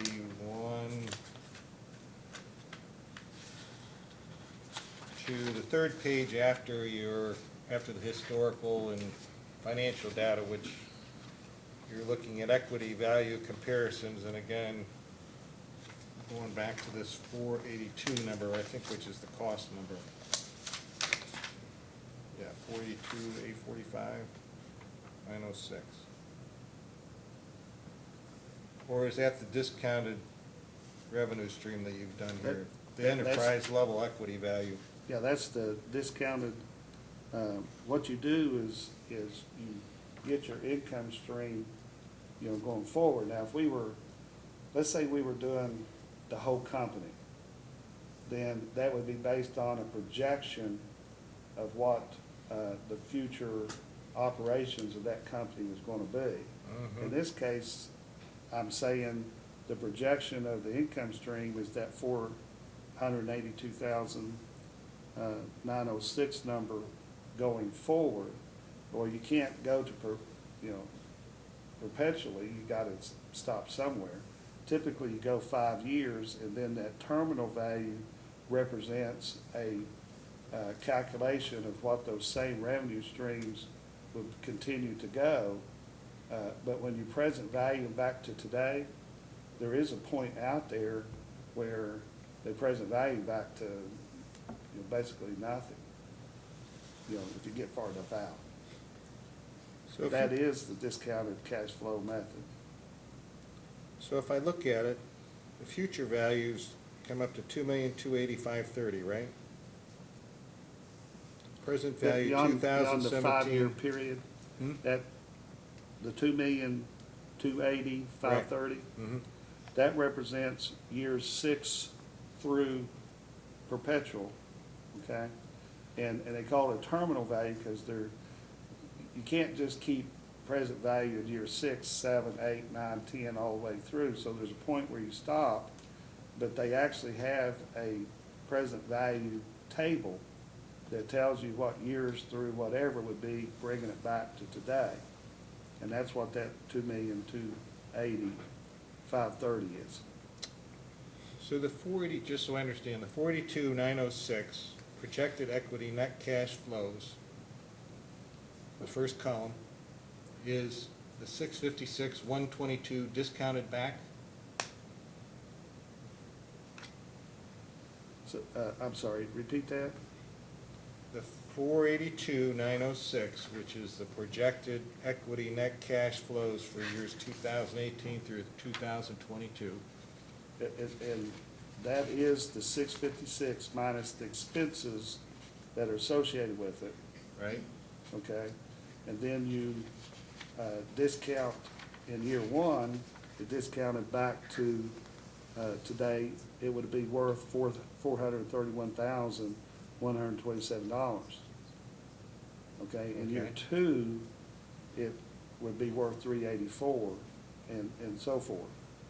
And then finally, you get to a point where year 6 through perpetual, you do it all as one number, and there's a present value schedule for that.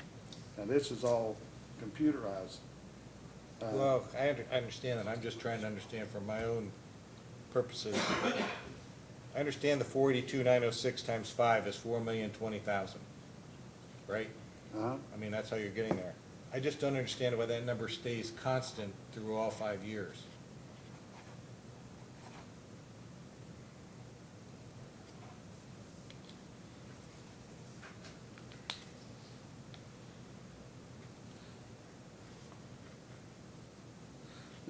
Now, the 4 million, that's not, that shouldn't be the Not a 482 total? times 5.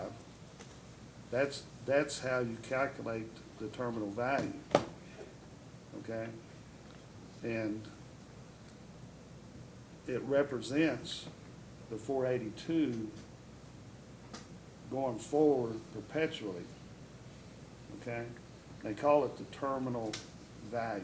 So these aren't any, they aren't related, in other words, No, is what you're saying. there's no Okay. mathematical calculation there. I did mention that the capitalization of earnings method is my sanity check. Mhm. It would take, if you took the 482,906 and divided that by the cap rate, which was 12%, Mhm. it comes up to 4,016,000. And it's the same, the reason they're that similar is it's the same concept. When you cap something, you're saying you're gonna make that 482,906 going forward, and you're capping it back to today by dividing by the cap rate. So All right. the two methods are very similar in concept. but mathematically, different. Well, understanding that none of these numbers are gonna tie together because you don't have them in a computer program is what you're saying. I can't go down. I'm confident that if you entered those numbers into a Yeah, your spreadsheet discounted cash software. flow It'll pop out. program, it would come back to that number. And that's why I did the capitalization of earnings method as a sanity check. I knew that once I calculated that and it was similar, I knew, okay, I'm okay. So then when I get back to the appendix, projections and assumptions,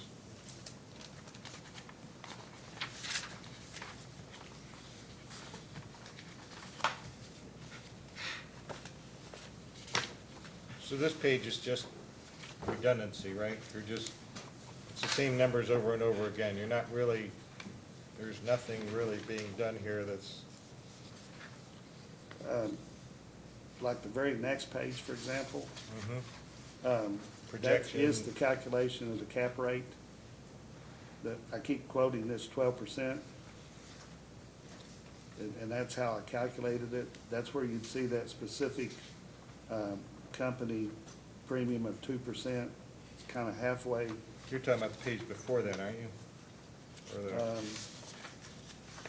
Well, we were on the page, I was going to the page appendix projections and assumptions, which is after your qualifications, which is after yeah, your yes. engagement, and which is after, I saw the cap, I You- saw your You're cap correct, cut. that's the same information. Yeah, it's the same information, because if you go to the next page, revenue is expense and assumptions, your average annual growth rate of 0, net sales revenue is estimated to grow at 0, starting from a base of 656,122 and growing up to 656,122 in the projected year, and 656,122 in projected year 5. So there's really nothing being done there, right?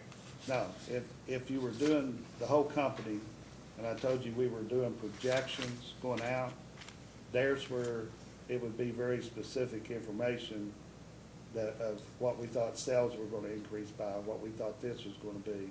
And so in this case, I'm saying that the revenue's gonna stay the same. So you did 3, on behalf of both entities, there was 3 goals or objectives, right? That's correct. And the last 2 was was the stability of Southern, and one was post-transaction, and the other one was the stability of Prestonsburg, That's correct. post-transaction. And viewing the financials, and I understand you relied heavily on audit reports, and the auditor didn't indicate there was any red flag that said that there, he expected any significant issues. Do you think that this transaction affected the stability of either Prestonsburg, Southern, or both? Well, I think it definitely impacted them. Negatively, I meant. And the issue with Southern, if we were standing here and there was no rate increase, there's no question in my mind that Southern was gonna have problems, okay? What I was charged with is after the transaction, okay? And I may have took this for granted, but viewing that there was a rate increase requested, that absent that rate increase, I would tell you they probably would have had problems, but I think they had problems before. And in terms of what I was asked to opine, by the time you take, if they got $4 million on the transaction, which is what my report is saying, you know, what the transfer was worth, and looking at the rate increase and applying that to the audit, and you gotta remember, the audit was showing a small loss. It had $1 million depreciation, which depreciation isn't something you throw out the window, as you know, I'm not saying that. But in terms of immediate cash flow, you know, the real impact for that wasn't gonna happen until 18. That would be the first year, full year of loss of revenues from this transaction. So what I was looking at on Southern is I had the audit, I looked at the income statement, I looked at the balance sheet, it's $18 million of assets. And then I looked at the fact that they were getting a rate increase to replace the lost revenue. And then the 4 million, however they used it, I didn't care if they used it for debt service or put it in the bank account. The combination of all that, I believe I had enough information to opine that they were gonna be able to remain stable based on those factors. You didn't really include that statement in your report though, right? Based on these events occurring, I mean, at least I didn't see it. I think what I said, it's on the last page.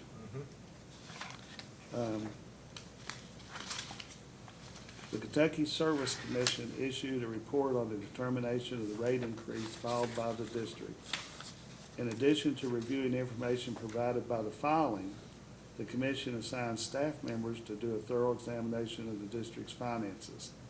And I was following your all's report. The staffers, I thought, I don't know who wrote it, but it looked like to me it was very logical in what they did and how they determined, like you started off, of what the increase needed to be, as opposed to what they either initially requested or whatever. Their conclusion was to approve a rate increase for both the basic and second tier rates than what the district had requested. And I hope this didn't offend anybody, I didn't know this was actually coming here, which is very unusual by the commission. I had no idea this thing was coming here. I thought I was doing a report for the ag people. There are a lot of people that say we do a lot of unusual things. My experience on the other side of the fence is you fought for any increase you got, you fought for it. That's my side of it. The combination of these rate increases and the reduction of debt/working capital provided by the $2,140,000 contract dated June 28, 2018, and the additional agreement of $2 million should make the viability of the district positive for many years based on my understanding.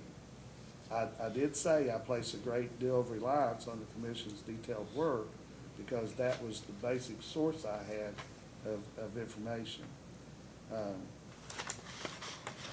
And confidence that the rate increase was sufficient to assure their success.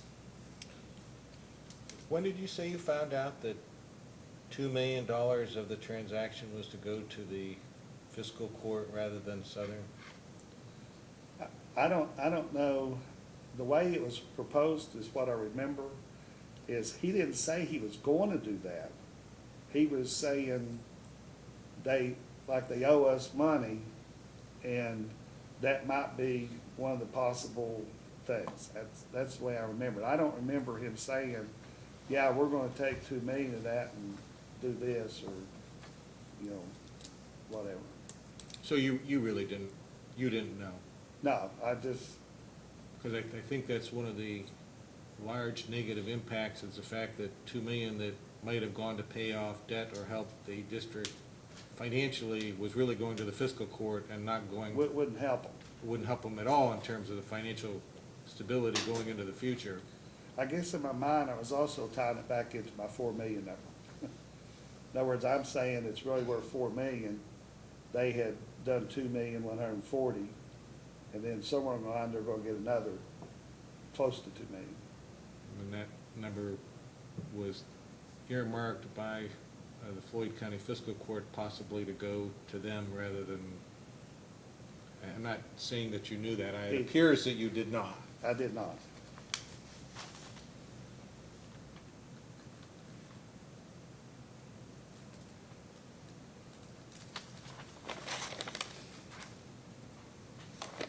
I think that's all I have. Mr. Balkin, questions? Just two follow-up questions, please. How are you, sir? Good, good. Just got two quick questions for you.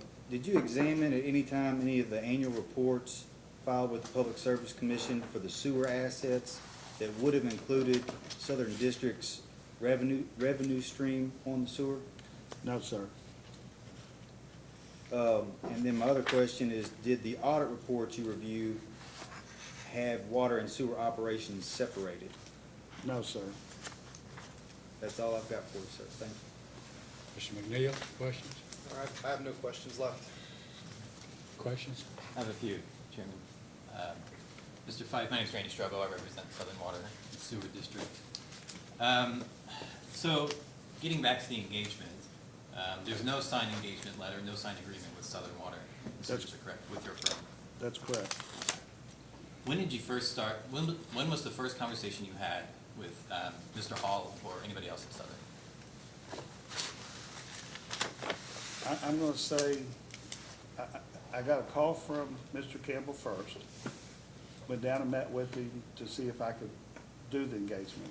Had to make sure that I had an understanding and the ability to do what he was asking. And, Mr. Hall wasn't available that day. But him and Mr. Hale called me, I wanna say within days of that visit. Okay. I'll get back to that call in a second. I know when I have an engagement letter with my client, I kind of list out the obligations that my client needs to fulfill in order for our agreement to work, my representation to work. And often, in every agreement I have, I kind of outline, this is what is expected of you, client. You need to return my calls, you need to provide information when asked, that sort of thing. Do your engagement letter say that? I think it might say that you're gonna provide me the information that I need. Do you think It's not detailed like you're talking about. Do you think it's important, in hindsight, that Southern probably should have signed an engagement letter with you? Not really. My engagement letter was, to be honest with you, more how am I gonna get paid? And, you know, since Southern wasn't gonna be the one paying me, was my understanding from day one, I don't know what the purpose of the engagement letter would be. So even though somebody else is paying you, but you're doing the work for another entity, the one that's not paying you, you never require an engagement letter from the entity that's not paying. Let me put it this way. This is a fairly unusual situation. I agree. But I mentioned that West Virginia has a fairly unique divorce type system. That's not like that in Kentucky. And I wouldn't get an engagement letter from both of those people. At that point, I'm actually working for the court. But in this case, who do you think you're working for in this case? I was told right from the very beginning I would be working for both parties. Okay, and who told you that? Mr. Campbell. Did Mr. Hall ever tell you that? I don't guess he specifically did. He certainly indicated it from emails/phone call. And about, I know you don't have it in front of you, but about when was that engagement letter signed? I'm still back in August of 2018. And when did you drive down to visit with Mr. Campbell? When he called me, we made tried to make an appointment, and I'd say that was within, fairly quickly, 1 or 2 days of the phone call, I would say. About, August of 2018, so 1 or 2 days after you signed the engagement letter? I'm sorry. yeah. Well, he called me, I go down there, okay, and Let me, When did he call you? Somewhere, I think somewhere around August of 2018. Okay, after you signed the engagement letter? No? Okay. Okay. He called me first Okay. and said he needed evaluation done and that he had gotten my name from Mr. Cranfield and that would I be able to do this engagement. I told him I would have to come down and look it all over, make sure I understand what I'm supposed to be doing before I'd be able to do that. The engagement letter was after I'd seen the site visit, after I talked to him, and then I went back and drafted the engagement letter. Was Mr. Hall ever involved with the arrangements for you to come down for that first visit? My understanding is he was supposed to be, and that he wasn't available. But it wasn't like I was, you know, at that point, I didn't know much about the engagement at all, to tell you the truth. So you were unaware that were you aware that Mr. Hall was supposed to be involved with this engagement when you went down? I'm pretty sure he was invited or noted that I was coming, but he wasn't available. And was that the only time that you came down? That's the only time I came down. When did you receive that phone call from Mr. Hall and the judge executive? I want to think within days of me going to Prestonsburg. He wasn't available, was my understanding. He knew I was meeting with him, and thought it was a little odd that the judge executive was calling me, but, you know, when he called, I accepted the call. And Mr. Hall, I'm pretty sure, he was either in the room or the judge executive had already gotten him on the phone prior to connecting into me, because right away, when I took the call, he introduced himself, and then he said, I have, you know, Mr. Hall, he either said here too, or on here too. To the best of your knowledge, was the reason for that call the lack of communication with Mr. Hall from your firm? No, I'm trying to be careful here. I'm going to tell you that the phone call, Mr. Hale wanted to explain how this whole thing got started, what his intent was when he tried to put this thing together. And I think he was also trying to impress upon me that of what he thought maybe the dollars, you know, should be. More in that it should be a lot of money. And that he wanted to make sure that I understood that I was working for Southern as well as Prestonsburg, and I said I did. And Mr. Hall said very, very little, to tell you the truth. Is it your understanding that Mr. Hall was your client but not the judge executive? The judge executive was not my client. And Mr. Hall technically wasn't. It was the Southern District and the Prestonsburg Utilities. Okay. But you directed your report and the cover letter to Mr. Hall. I directed it to him as president of the Southern Water and Sewer. I'm just a little confused because you We're all directed- confused. This letter is directed, this report is directed to Southern, and you're using Southern's information to formulate your report and to prepare your report, but they're not the client. Southern Water is. Southern Water, I thought you just said Southern Water was not the client. Oh, no, you said Dean Hall. I apologize then. Yeah, So- and I okay. said, well, he wasn't technically Okay. my client, Southern District was. That's my apologies then. So Southern, you do say Southern Water is a client of yours. Yes, that's correct. Okay. But I was performing services equally for Prestonsburg Utilities and Southern Water District, but I did put the report to Dean Hall, president of the Southern Water and Sewer. Was there any discussions with Mr. Hall, with you, Mr. Hall, about whether or not Southern would pay for some of your services? No, So you assumed that they wouldn't pay it because Prestonsburg said they would? well, I believe Mr. Campbell represented to me that he was ordered to pay for it. That's my understanding. Who ordered Mr. Campbell to pay for it? I'm not sure about that.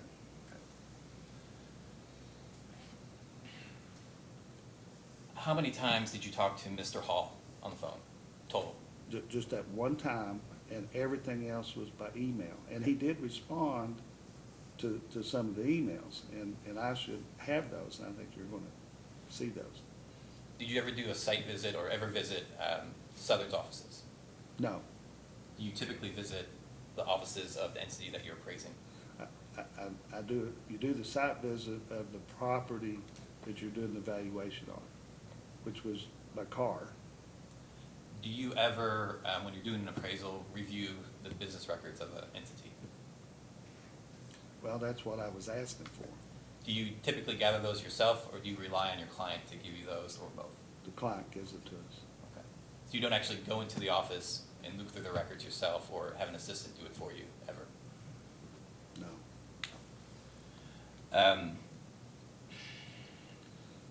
Can I just addendum that just a little bit? Sure. The legal system is still maybe the only lonely system left that's not paperless. And I have to have documents physically in my possession for almost everything I do.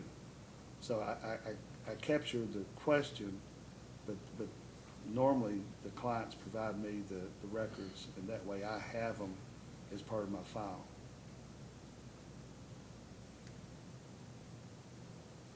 But typically, just going back, you don't, did you visit Pressenberg's office?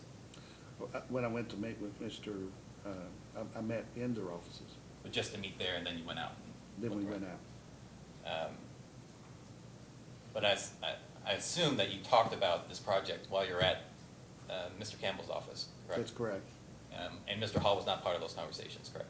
That is correct. And the only time you've ever, well, have you ever met Mr. Hall in person? No, I have not.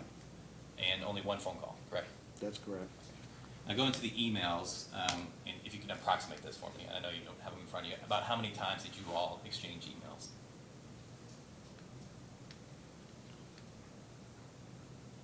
With just Mr. Hall, right? Just Mr. Hall? Well, yeah, just Mr. Hall. You gotta remember, most of the emails would have been to, at one time, including Mr. Hale, to all three. And then I dropped Mr. Hale off.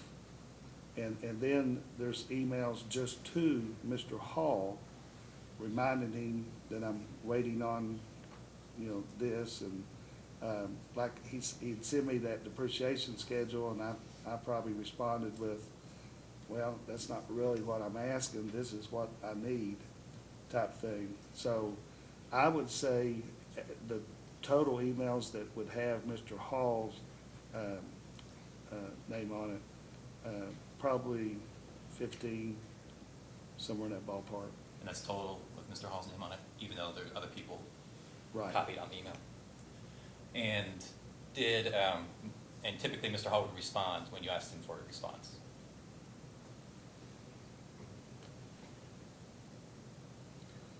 I'll be honest with you, he was very unresponsive.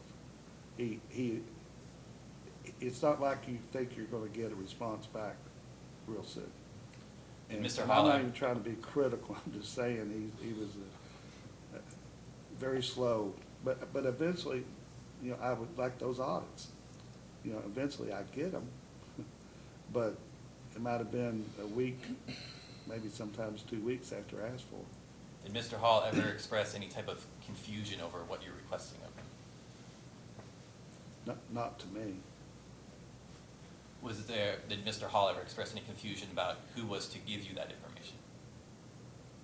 He didn't name any individual. Well, as far as if you sent an email out for a request for some kind of information from Mr. Hall or somebody else, did he ever express to you that he wasn't sure he had it, or he thought somebody else should provide it to you? No, he never, I assumed he would go to whoever is his financial person, and they would provide the information. And if it wasn't available, I'd assume he would have emailed me back and said that information is not available, but that didn't happen. You submitted your report, I think, was it October 31st, 2018? That's correct. And by submitting, I'm saying that you gave it, you sent it to Mr. Hall and Mr. Campbell, Be correct? very close to that date. Did you ever, did you give any warning to Mr. Hall that you would be submitting that report on that date? No. Was there outstanding requests still from Mr. Hall that he was supposed to get to you before you, at the time you submitted this report? Well, for example, one of the requests would have been the loss of revenue and related expenses to those lost customers.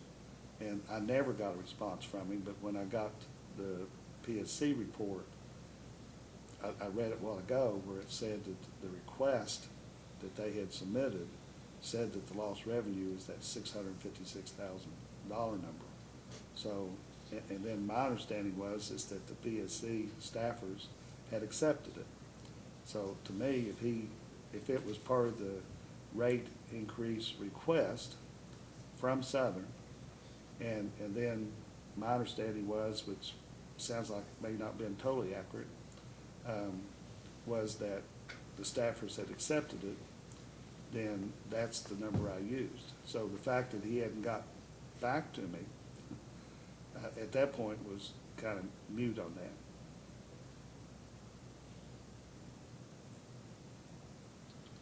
So, did you ever tell Mr. Hall that you were going to use that number from the PSC report? Obviously, I didn't do it by phone or by voice, but I'd have to look at my emails to see if I'm not sure I would have specifically shot that out to him. Would it surprise you if Mr. Hall, I know this, well, I don't know if I can ask that question. Hang on.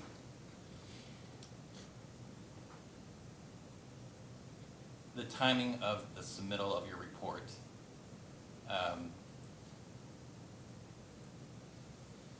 do you typically submit your report without giving any warning to a client? I guess the norm would be that the client knew I was preparing a report, that they would have some expectation that it would be coming to them. Did you tell Mr. Hall that you were going to submit the report on the date that you did prior to submitting the report? No. Do you typically allow your clients to take a look at the report before you finalize it?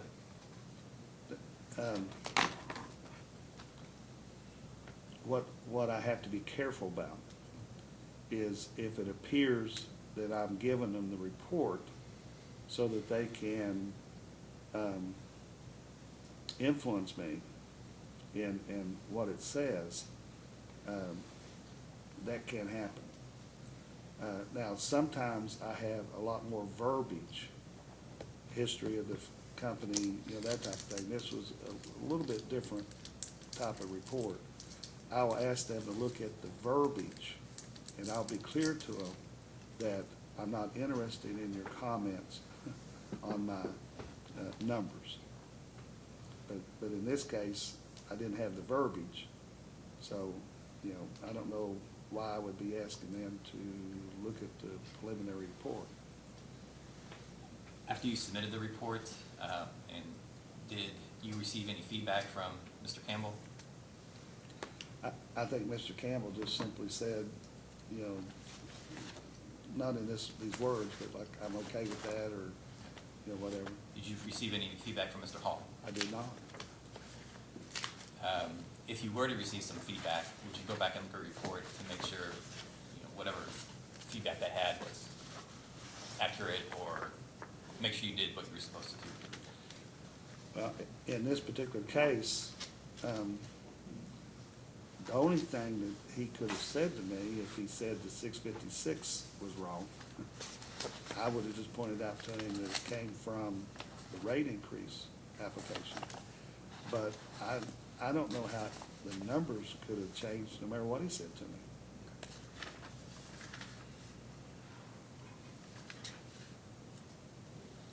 so I run into this problem a lot in my practice, and I know we're kind of apples to oranges.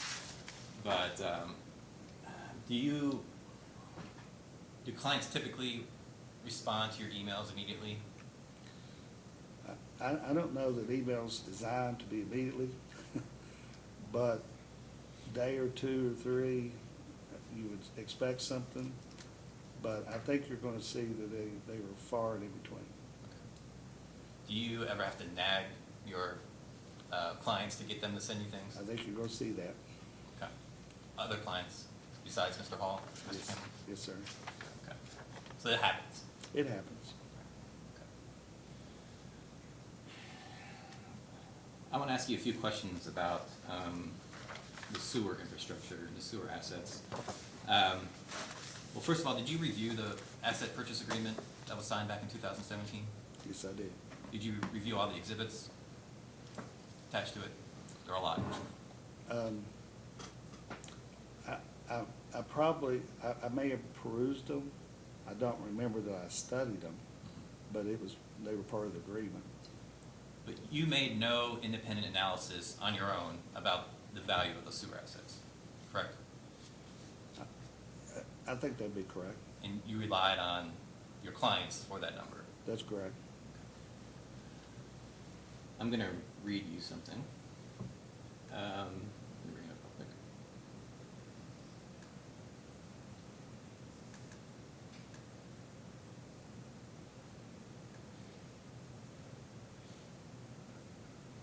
Now, this is from a resolution adopted by the city of Prestonsburg, and it's attached to that purchase asset agreement, or asset purchase agreement at Exhibit 5.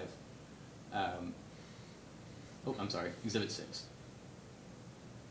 And I'm going to read it to you. So this is the city of Prestonsburg adopting a resolution to agree to move forward with the agreement.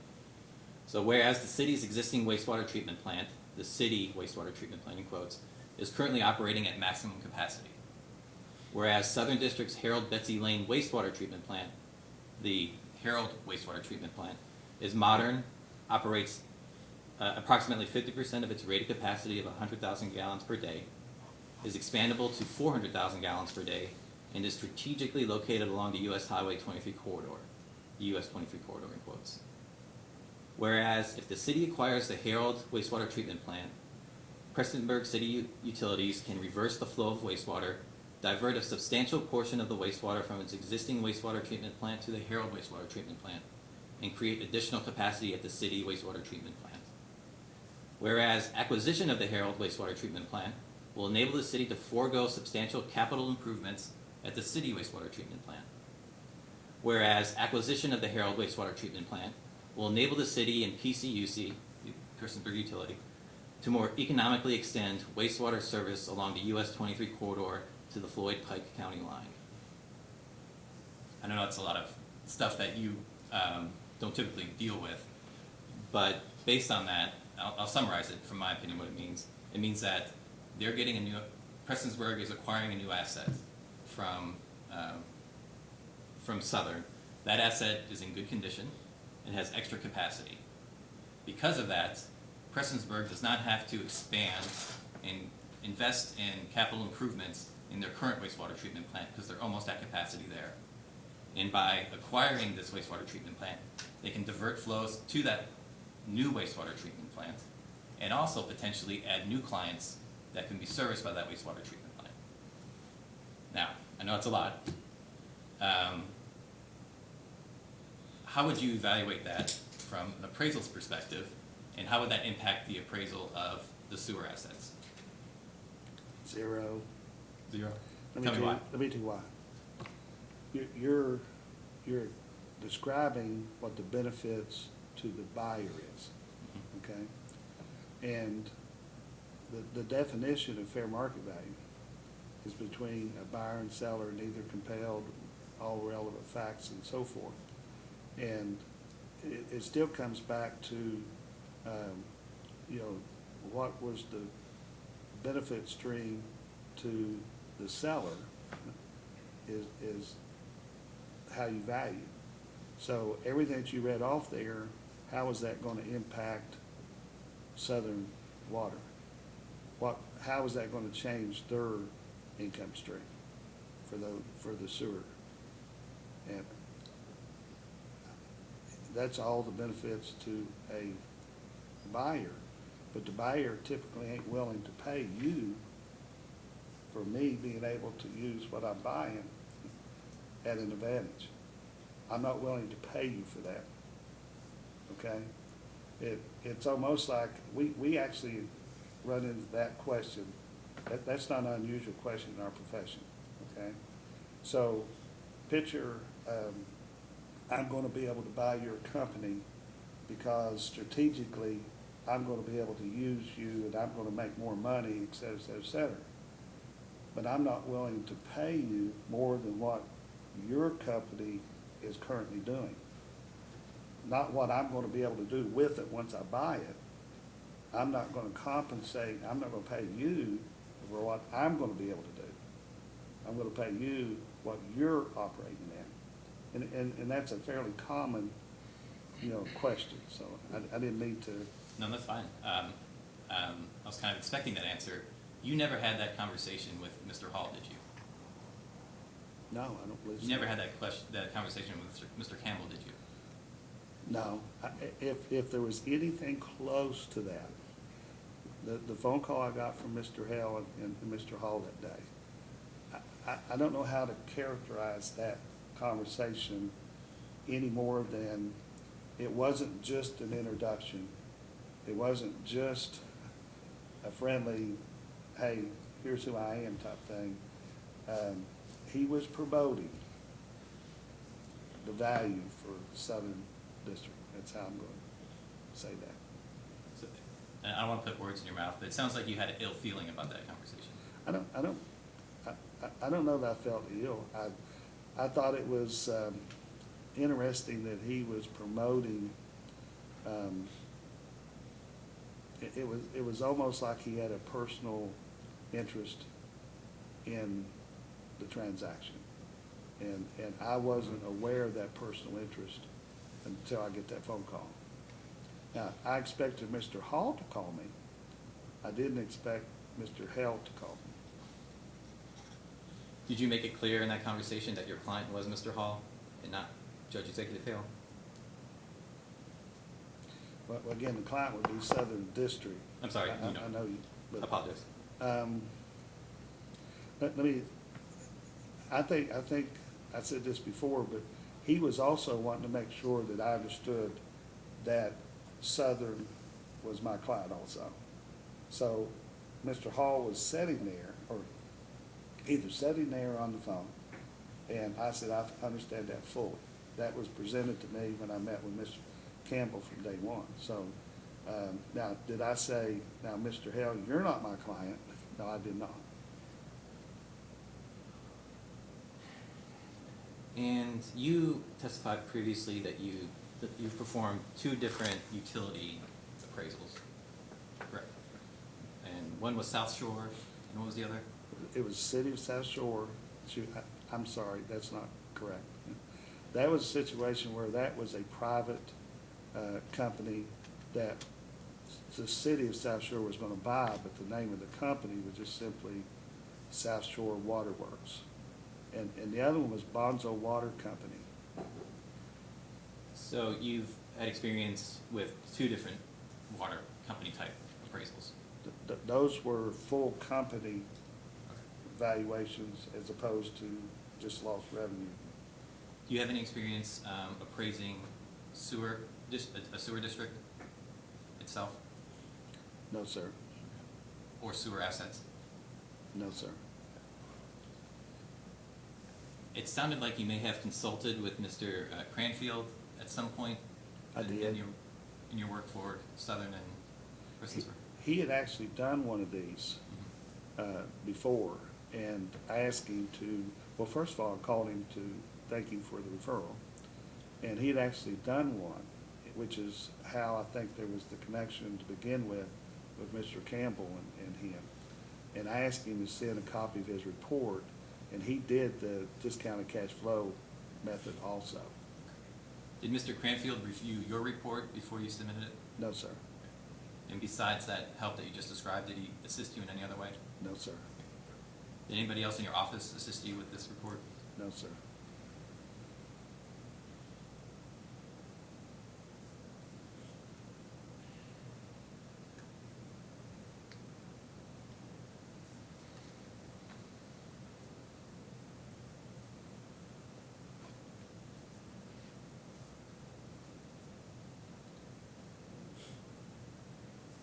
I'm sure we'll see this in the emails that you provide.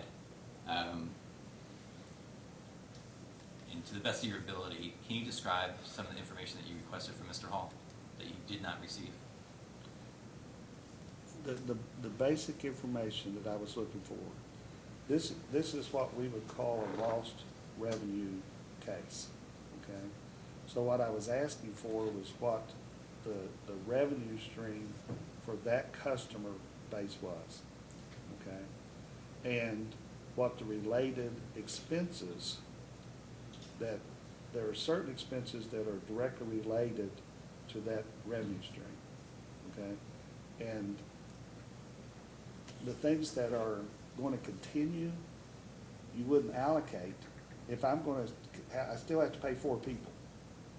None of that gets allocated to the lost revenue. Because my expenses are going to be, I'm still going to incur the same expenses, okay? I'm only looking for the things that were direct to that revenue, okay? And that was basically what I was, asking for now.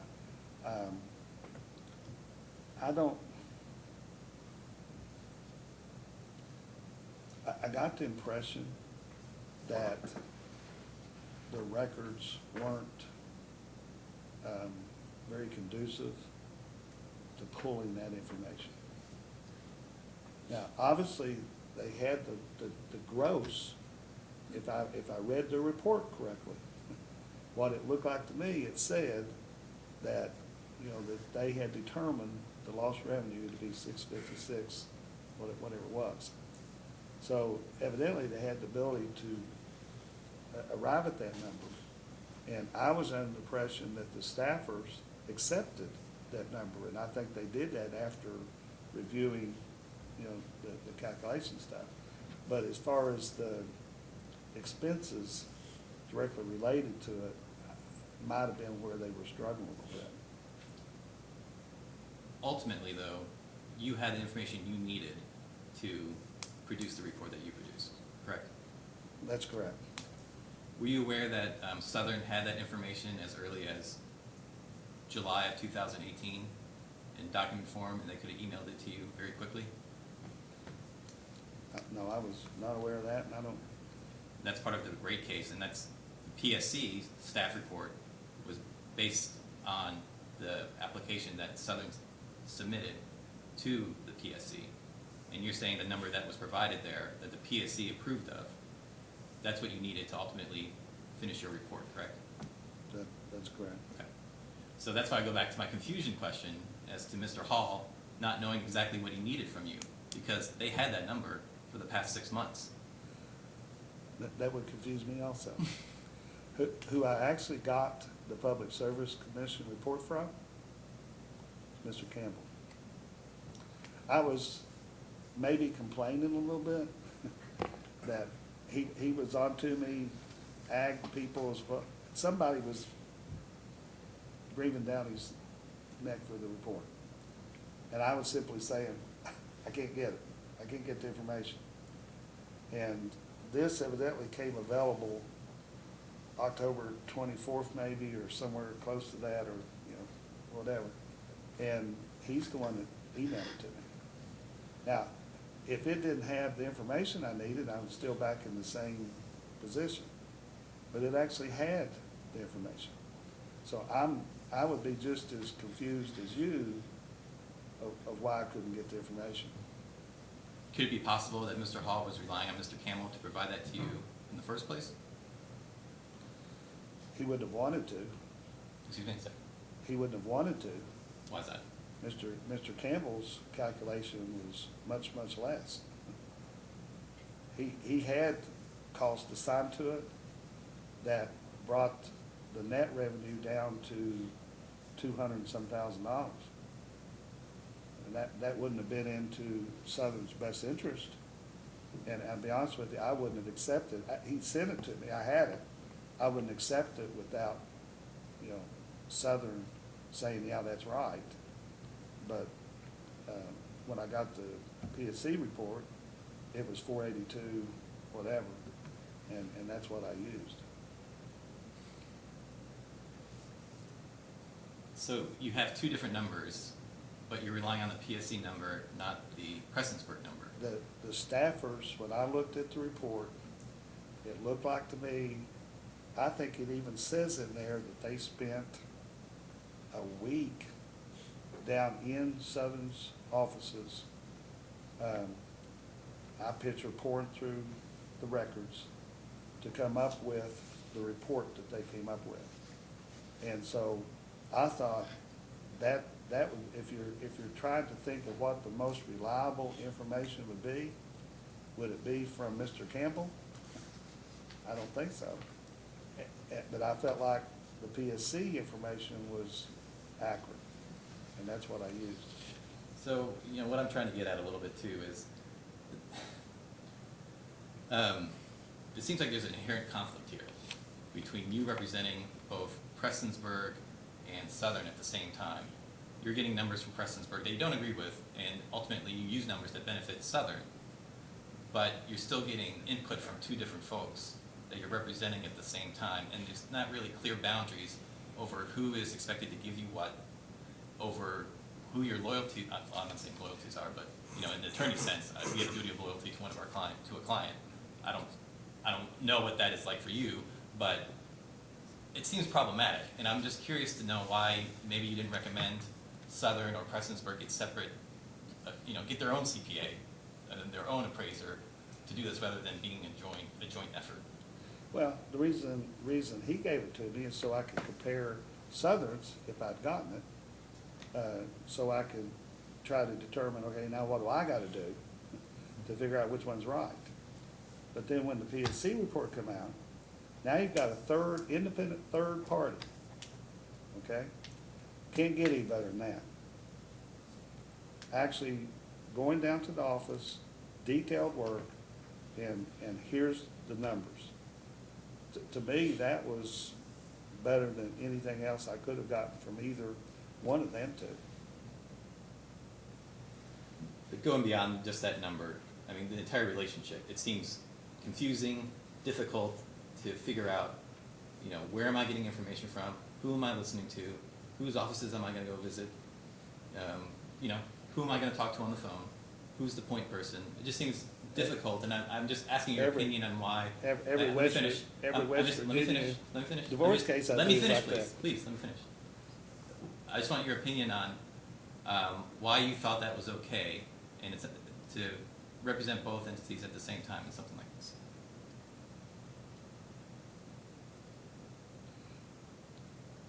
Well, what you're implying is that I can't be objective, and that's our standard. That I can't be objective by performing a service for two different parties. And I think you can see what I've done is make sure that I maintained my independence throughout the process. And you're right, if I hadn't got the PSC report, I'm sitting there and I don't have information to do anything. I can't rely on his, and I'm not getting anything from Southern. And why, I don't know the answer to that. It would confuse me just as much as it does you. But once I got the PSC report, I feel like that what I have performed is in fact what I was contracted to do for both parties. And I think you can see I didn't prejudice against one versus the other, in my opinion. In fact, Prestonsburg ought to be the one that's upset, not Southern, in my opinion. So I do think I had the ability to do that, and we do it, like I say, I do that every West Virginia divorce case I've got, I have to do that. And I'm by no means questioning your independence and your ability to be objective, but,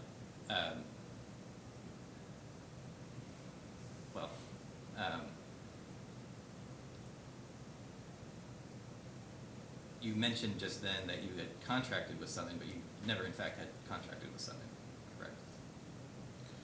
Verbally, I did. The phone call that I had, Mr. Hall was there, and Mr. Hale was trying to make sure I understood that I was also representing Southern, and I told him I was, and Mr. Hale heard it. Now, like I say, I don't remember Mr. Hall saying a whole lot. I think he introduced himself, wanted me to know, who he was, and then, he may have a blind email account for all I know, but somebody was answering the emails. So I think I had a contract with Southern District. And this is probably my last question, so thank you for being patient with me. You mentioned there's a type of urgency associated with getting this report out. Where was that urgency coming from? My understanding is this transaction took place, now I know June 28th. I think earlier I said June 30th of 2017. And I was under the impression, I didn't even know the PSC was involved in it. My impression is the ag people were wanting the report. And I don't know who determined that Prestonsburg had to pay, but when I met with Mr. Campbell, he said that whoever was dictating it, Prestonsburg had to pay for the valuation and so forth. So the engagement letter was just purely a compensation arrangement. And before I came down here, I conferred with him to make sure that, I didn't have to have a new one just for this, that in theory, it could cover that if he was okay. If not, I'll get another one, and he said it was okay. So when they asked me who's paying for today, that's Prestonsburg Utility. And so. But going back to my question about urgency, who conveyed that urgency to you? Mr. Campbell. Okay, so Mr. Hall never conveyed any urgency to you? No, sir. Okay, so is it reasonable to think that Mr. Hall wasn't getting you the information you needed so quickly because he didn't have that same sense of urgency that Mr. Campbell and I guess to you as well that you had? I think you're gonna find out that you're talking about a period of 30 days. I don't know, and especially if you say he had this information, which obviously he did, or at least he had the gross. I don't know about it seemed like the expense side of it came, strictly from the PSC. I don't know, that seemed, I don't want to misspeak here, but I want to believe that he knew that I was doing this and that there was some urgency. Now, obviously, I don't know, but that was the impression I got. Thank you, sir. No further questions. I just have a couple, just for the record. Mr. Fife, did you ever have any conversation or communication, either email, telephone, personal meetings, with any of the members of the commission, the commissioners of the Southern Water and Sewer District? Let me read you their names, just so then. Paula Johnson was the chairperson, Barry Hall, Larry Joe Osborne, Hayes Hamilton, Joe Jacobs, and then later Eula Hall, Dean Hall's mother. Have you had any communication, verbal, email, or any way with any of those people? No, sir. The only thing I got from you all were the subpoena. Okay, thank you. Cicero? I just have one comment and two questions. So with regard to representing two parties and whether there's confusion or not, you understand where the commission is because we also understand that one attorney represented two parties in this transaction, which really makes it convoluted on who's representing who and what's whose best interest. And I just make that comment in regards to the comment that was made about whether you can represent two parties at the same time. So this case has a lot going for it in terms of being unusual. So my two questions. Did anyone or Mr. Hall object to you performing the appraisal? No, sir. So you never received any communication, email, verbal, or otherwise, when they found out or discovered you were going to do an appraisal of the assets? Did anyone object to it? No, sir. Did anyone call or object to you performing the appraisal and what the appraised value turned out to be? No, sir. So when the report was issued and received by both parties, whether acknowledged or not, there was never any communication. I guess you said Mr. Campbell made something to the comment, it was about what he was expected or something. Looked okay to me. Okay, but nothing from Southern that said, we believe this report is wrong, you're using the wrong information, we have other information that says it should be different from this, nothing. Nothing. Nothing from Mr. Hall, Nothing. that's all I have. Mr. Bell? Nothing further. Mr. McNeil? I have nothing, Chairman. Anything further? Let me, is there any reason why Mr. Fife can't be excused? No, sir. Mr. Fife, thank you for coming. You may step down and you may be excused. If you wouldn't mind waiting just for after you're through, we'll have about 5 minutes. I'd like to ask you a question off the record that has Okay. nothing to do with the case. Sure. Thank you. These are, You just leave them there. Brendan, did you get copies of those? I did. Okay, well, we want to file both of those as exhibits. You can just call it Commission Exhibit 1 and Commission Exhibit 2. Okay. Okay? Okay, now, I guess, Mr. Strabo, do you have any witnesses or anybody to put on or want to call? Not today, Your Honor. Okay, Mr. McNeil, I have none. staff? No, sir. So I guess, if I understand, I haven't seen it, sometimes when things come in, they don't get in our file, so I can see it till a few days later. But you have the only, Mr. Strobel, the only, a reply brief left? Correct, and I believe it's due tomorrow, probably late at night. Well, all right, so I guess we can adjourn at this point. But let me say this, this is not the usual case. And I don't know where this is going, but I suspect there probably will be another, at least 1 or 2 proceedings following this because of the rather unusual circumstances surrounding it. But just 2 things then, and then we'll adjourn. One, I don't know, maybe there was a mistake in the way it was asked, but there should have been, perhaps wasn't, a data request that asked, I guess, Southern to see if you could get fiscal court minutes for maybe November, December, because of what I perceived as an unusual circumstance under which the county judge and fiscal court made 2 appointments. So, my understanding is that the judge executive or someone from the fiscal court contacted commission staff, and I don't know if Mr. Boucher wants to help me out with this, and they filed something or sent you a letter that had not fiscal court minutes, but some information regarding the assets, correct? Well, there was something filed by Mr. Campbell in the, I think Well- Mr. Campbell sent that, and then, but something did happen one day. I guess somebody had contacted the county judge, because he called and somehow got me and said he had sent the minutes. Correct. And I just assumed he'd sent them to you. We But did not. we didn't get them, so I don't Okay, know why. We haven't seen them, we can follow up on that, but I think Mr. Hall did contact someone at the fiscal court to request those minutes, because they don't have those on file in the Southern's office. Well, it may be that, that they sent them to him, because it was that, I didn't go into detail, they just said, well, we sent the minutes. Okay. And so I just assumed they sent them to I'll follow up, I can't, I can, Mr. I hope you don't have the same problem with Mr. Hall that Mr. Fife may have had. The other thing is this, and if you'd rather answer this question off of the record, that'd be fantastic. But I'd like to know who your client is. my client. Yes, sir. Southern Water District. Okay. Your client is not the commissioners individually or Mr. Hall. No, it's the All right, entity. okay, good. Now, at some point in time, I think they need to know that.